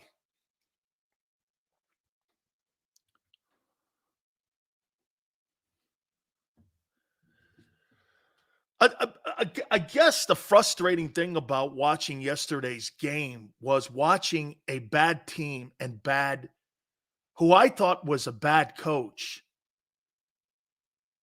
crush you. That's got to be the most disappointing loss. Like, I'm going to make this point to you. That loss, what was the biggest loss during Doug Peterson's career at the end? What was the biggest loss? Was it Seattle? The playoff game? That people will always go back to? What was the biggest loss that you went, damn, I don't know now, that you remember? Or was it maybe the New Orleans game that Alshon Jeffries dropped? Slagger, I'm going to get to how it can change. Okay? The game Howie pulled Hurts. Whew. That's another one. Rigging that game against Doug at the end for Nate Sudfeld. I remember that game because I've never seen a general manager rig a game like that before and throw a football game. I've never seen anything like that where you wanted him out so bad. You did everything in your power to try to undermine him. He undermined him that entire year. The whole thing was a complete train wreck. Complete train wreck. Because he didn't want to go back to the Chip Kelly days. And he felt that he was the guy who built the Super Bowl team, which isn't true. He put the players on the field, but the players were coached by Doug and by Frank and by Schwartz. In 2020, when he tied with Cincinnati, I knew we were cooked. Okay. This game here against the Cardinals, you're going to remember this in 5 years. That it was the beginning of the end for Sirianni. Mark it down. Remember I told you that. You'll remember Sunday. How you, get this, look at what you were playing for. And you couldn't man up. And you were out-coached by Jonathan Gannon and a collection of guys who will be cut this coming offseason. Half that roster will be turned over in Arizona. Half that roster. They're going to turn that roster over. You'll remember that game. Because then you went like this. Damn. Will it matter who gets the job? And Slagger says this. I can't wait to. Hey, you'll never forget this game. It'll be a game you go, I can't believe that we are taking another team. Hey, how different? Let me ask you guys this. Help me out on this. 500, help me out on this. How different is this year than 18?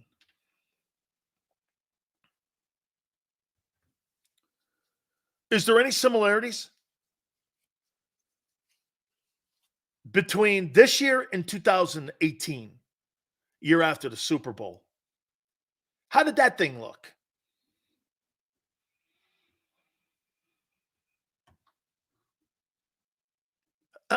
How much did that look?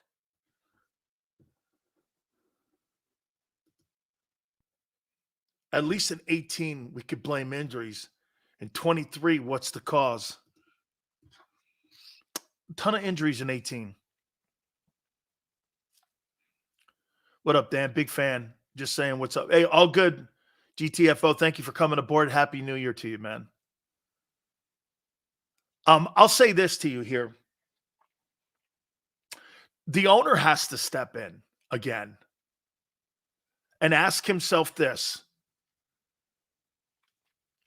What is the one thing that Pittsburgh has done since 1969? They've had stability in what they do. They never quit on Doug. Oh, they've totally quit on this guy. There's a difference in coaching. Remember something.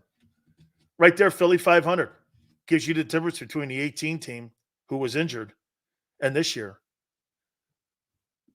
I mean, the Eagles are 11-5 and quit on their coach. I think that year you guys were like, what, 9-7? You guys like 9-7 that year after the Super Bowl, or was it 10-6, something like that? They never quit on their coach. Why? Because you had a coach in the room. You had an adult in the room. You didn't have a pom-pom waiver.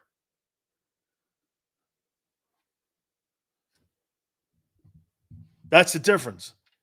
When things are going sideways and you need a coach, you're going to need a coach more in bad times than in good times. That was an unprecedented run the Eagles were on.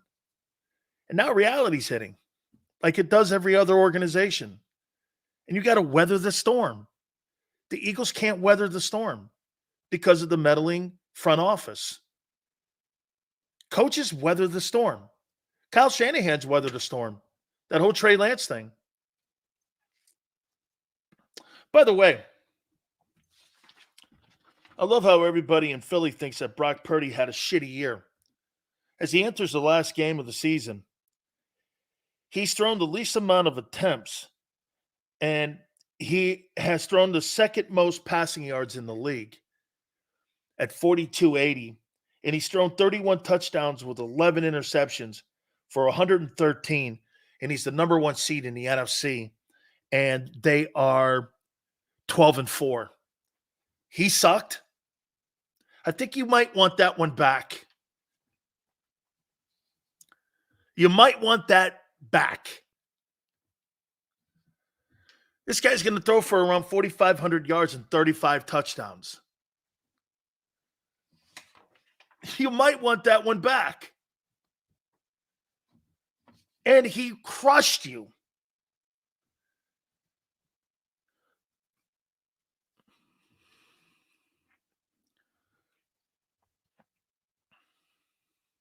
Why, Eagles? Why? Here's how this could turn around.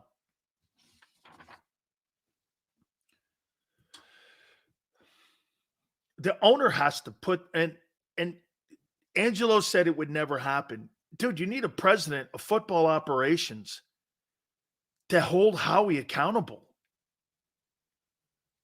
so that he just can't have massive influence on everything. He's got to stay out of the football game day decision-making that goes on in preparing. The analytics team cannot have. And you know what that means? Telling the owner's kid to sit the hell down.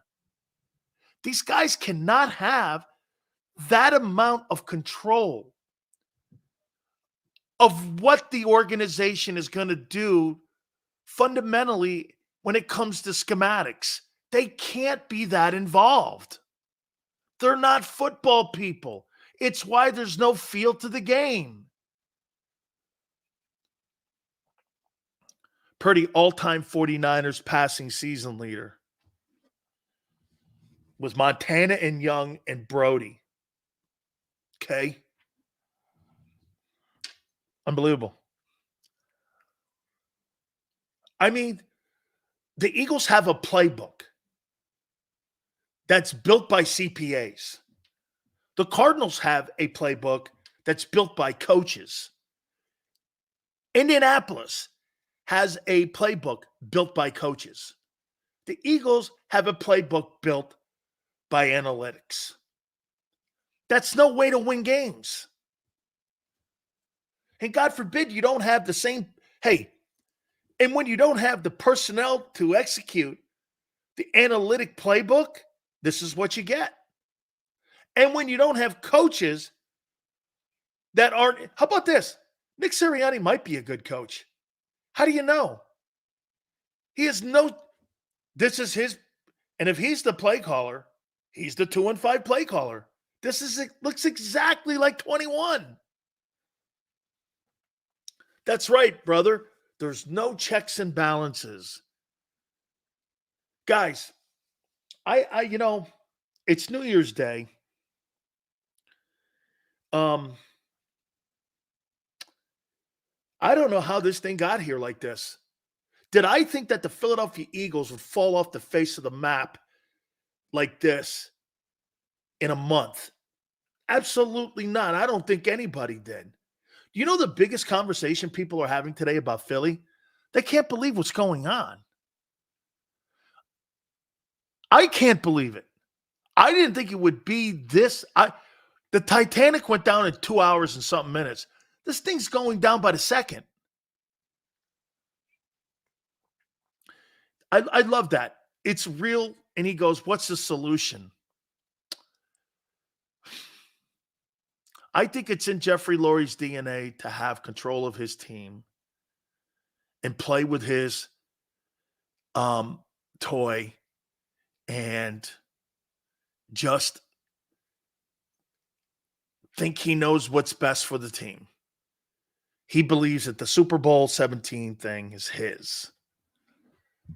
Can I tell you something about Jerry Jones? And let me just go back to Jerry Jones and Jimmy. Why do you guys think that Jerry Jones put Jimmy Johnson in the Ring of Honor when he had already been put in the Pro Football Hall of Fame? Why do you think he did that? I had a conversation with Coach Johnson. Why do you think he did that? Not fan pressure. Okay? Why do you think Jerry finally said, you know, why do you think he did? Pressure from former? No. Jerry Jones had a come to Jesus moment in his life. You know? Maybe it was Jimmy. I think it was made easier. I think it because he went in the Hall of Fame first. Okay? How he got in over Jimmy doesn't really make sense. However, at the end of the day, think about it. He had to have a come to Jesus conversation. In the 30 years that I've been running the team, running the personnel, picking the coaches, picking the players, we've won 3 playoff games. This guy won 3 playoff games 2 years in a row in Dallas. He took a 1-15 team, had complete control of the roster and all football operations, and built a dynasty in the team of the 90s. He took players who were already there under Coach Landry and turned them into Hall of Famers. Okay? Analytics screw Dan Campbell the other night, too. Too many two-point conversions, just kicked the field goal. Agreed. I don't think Dan's a analytics kind of guy. But I think that was a poor decision. But I thought he probably looked at it that he wasn't going to have anything change. He's still in the 3-hole right now when it comes to the NFC playoffs. See, the Eagles don't have self-accountability. They believe that they are the reason. Okay? They believe that they're the reason that the organization, but they're also underachievers. They're also underachievers, man. Like Tone says, you have had talent. How about this? The Philadelphia Eagles in the NFC since 2000. How many teams have been better than them since 2000 in the NFC?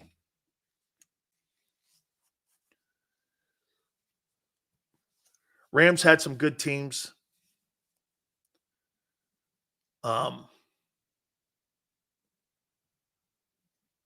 Seattle.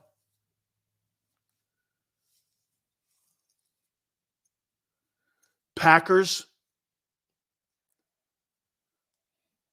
Packers have had what? 2 Super Bowls, Favre, but that was in the 90s. They've had 1 Super Bowl in the last 20 years. Super Bowl win. So, I don't know.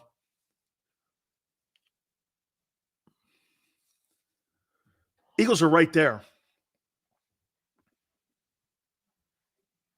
Saints. I still think Philly's been more successful. The Bucks had 10 years of being down a little bit, though, from the first Super Bowl win. The Giants have been a train wreck the last 15 years. Okay? They've won more Super Bowls, but the last 15 years and the last 10 on Eli were terrible. The Eagles have been right there. Right? Why haven't you won more?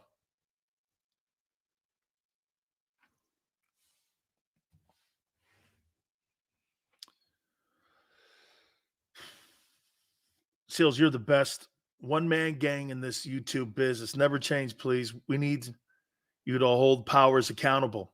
Philly, Ford for 4. Thank you very much. That's kind. Very kind. Thank you very much. And you know what, guys? I really didn't want to go here today, but I think the most upsetting thing, and I'll say it again to you, they did this to themselves and there was no need to do this. Bring TJ Edwards back. Bring TJ and CJ back. Sign them. Get rid of them in the offseason. Get rid of one of the corners. Draft a corner in the second round, third round. Shit, that's what Kansas City did. Hey, one thing about Kansas City this year, their defense got better. That's a good football team on that side of the ball. Actually, I would say that their defense had a better year than their offense did this year. I'm just saying. That Alex Halaby has a lot to do with the direction of your organization. That is how he's right-hand man. He's the analytics man. He's strategy. He's player development. He's everything. That guy has more titles in the Eagle organization than anybody in it outside of the general manager. He oversees the entire organization. He's Howie's second in charge. Okay? They run everything through that. That guy's been there 16 years. He's a Harvard guy. He's not a football guy. He's a Harvard guy perpetrating himself as a football guy.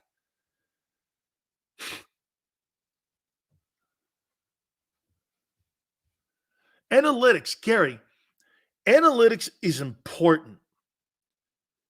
But again, the reason I pointed out Gannon and how he coached so brilliantly, yes, I can't stand him too. I do. I love the Ravens organization, Slagger. But Gannon figuring that out and reasoning it out with 1:30 left in the game, or 2 minutes left in the game, and baiting a guy into thinking that the onside kick. Do you know what the Eagle guys did? Coaching and player. You think I'm right on this one, Tone? Once they didn't get the onside kick, I'm talking the Cardinals. Don't you think the Eagle guys thought the game was over? They relaxed. Gannon knew it because he knows their nature. He knew it. That's why those fumbling, stupid-ass play calls at the end. The Eagles, they got off the gas pedal. Gannon goes, they're going to kick a field goal and we're going to win. That was, dude, honest to God, when they went in and scored, my wife looked at me. She said, you knew it. I go, it was over once they kicked the field goal. It was over. And the only reason it wouldn't have been over is because the Cardinals aren't a good team and they're not good in the red zone like they weren't in the first quarter. Was the only reason they weren't going to win that game. They were going to kick a field goal at least. They haven't. One thing they do have on that team is a field goal kicker who's like, what? Doesn't he have like some of the most points scored in any NFL kicking history? Gannon knew it. Oh, my God. He baited them so dude, I'll tell you this. If you're Jeffrey Lurie and you're Howie Roseman and you're not smart enough to see that, you have no business being in the NFL business. I immediately knew what he did. I said, that guy was just going for – he did want the onside kick, but once he didn't get it, I'm like, that strategy's no lose. It's a no-lose strategy. If they score quick, I save time. Time was the enemy, not the field position.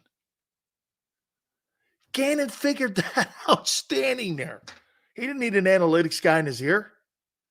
He knew it. Time was his enemy. Hey, if they score and they go in, okay, we'll go on in too. Yeah, and stopped them all game. And they thought the game was over. Kicker comes in. You could not have scripted a better mousetrap than what that guy did. Unbelievable. All right, let me take a time out here. I want to talk about the semifinal games tonight. We'll do tomorrow, week 17 of the NFL season, or the NFL week here that we just came out of, and also do some of the positioning when it comes to playoffs. We'll do that. Hit the like button. Keep it here, National Football Show. Eat chicken wings, buy Hooters things. Christmas is near. Shop, have a beer. Christmas shopping shouldn't be hard. Give your friends a Hooters gift card. This year, stuff their stockings and yours too with a one-size-fits-all gift card. Buy a $25 Hooters gift card and receive a $5 Santa's bonus card. Make it Hooters for the holidays. Eat chicken wings, buy Hooters things. Christmas is near. Gift cards are here. Good at Hooters everywhere now. Hooters gifts are always favored.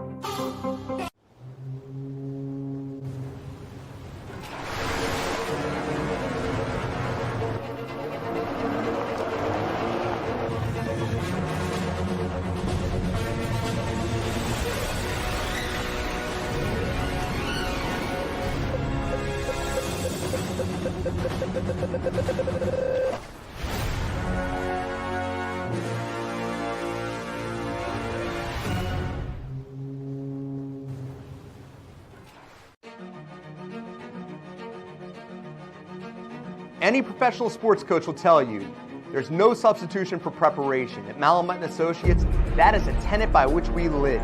We prepare from day one for victory. Anything less is not acceptable. Underdog Fantasy has a way for you to play alongside your favorite football team all season long with their fantasy pick'em game. You pick between 2 to 5 players, select whether they'll go higher or lower on one of their stats, then do what you usually do on a Sunday, watch the games. You can win up to 20 times your money in a single game by going 5 for 5. It's a fantasy game, and the Sports Betting Show wants you to get involved. Go to UnderdogFantasy.com. When you sign up, use the promo code WIN, and Underdog will double your first deposit up to $100. That's UnderdogFantasy.com. Use the promo code WIN.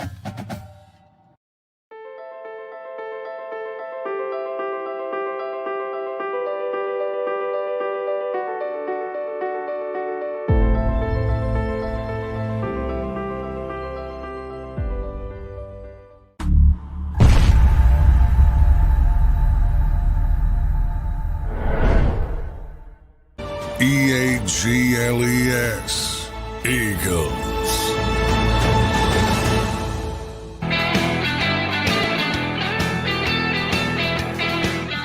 Tone had a birthday yesterday.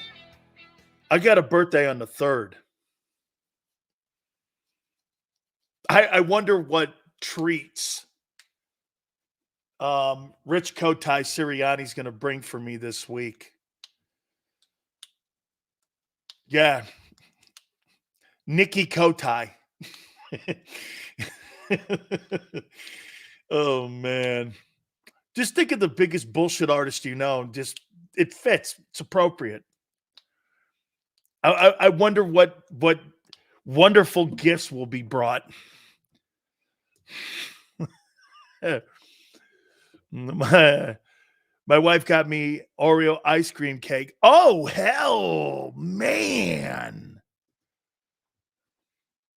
God, I like me some Oreo. Ooh, I like that Blizzard, man. Yeah, that thing sounds sweet. I like that. Yeah. Mm-hmm. I do. Let me. What's the score here? 7-7. Not a very good position for Bama to be in because Michigan wants that game low scoring because that's how they beat teams. How about Jim Harbaugh? How about the two Harbaughs? You ready for this? How about this one, Tone? My Capricorn brother. That's right, man. Hey, isn't it wild that the Harbaughs who can wear you out, both guys could win the college football national championship if they beat Bama here, and John can win the Super Bowl. So when you hire one of those guys, you're getting a man in charge. You can't go wrong with a Harbaugh. So if I'm like Dean Spanos, or if I'm somebody that's like Mark Davis, I'm not hiring Antonio Pierce. I'm hiring Jim Harbaugh. What do you want? $20 million? Who would you rather have as your coach? Sean Payton or Jim Harbaugh? He's won at every level. Every level. And by the way, let's put it this way. If you're going to use that same crux on Belichick with Brady, I'd like to see Sean Payton do something without Drew Brees. Show me what you can do without Drew Brees. It works with him too. You just can't apply it when needed. Okay? Dude, I'm telling you, man. Double Harbaugh guys. Hey, I like Jim, but can I tell you who Jim's like? You got a guy. I'll get to that. Who wins? You got a guy in Jim Harbaugh who is a fist with a mouth. And that guy's going to tell you exactly who he is and what he is. He's like John Tortorella. He's going to wear you out. He's not going to be around for a long time because he wears your ass out. He wants things done his way. I think Bama beats them, though. I think Bama wins this thing. I'm going to go Bama. And I think Washington beats Texas. I love that kid, Michael Penix. I don't think they have a receiver, I don't think they have DBs at Texas that can cover those wide receivers.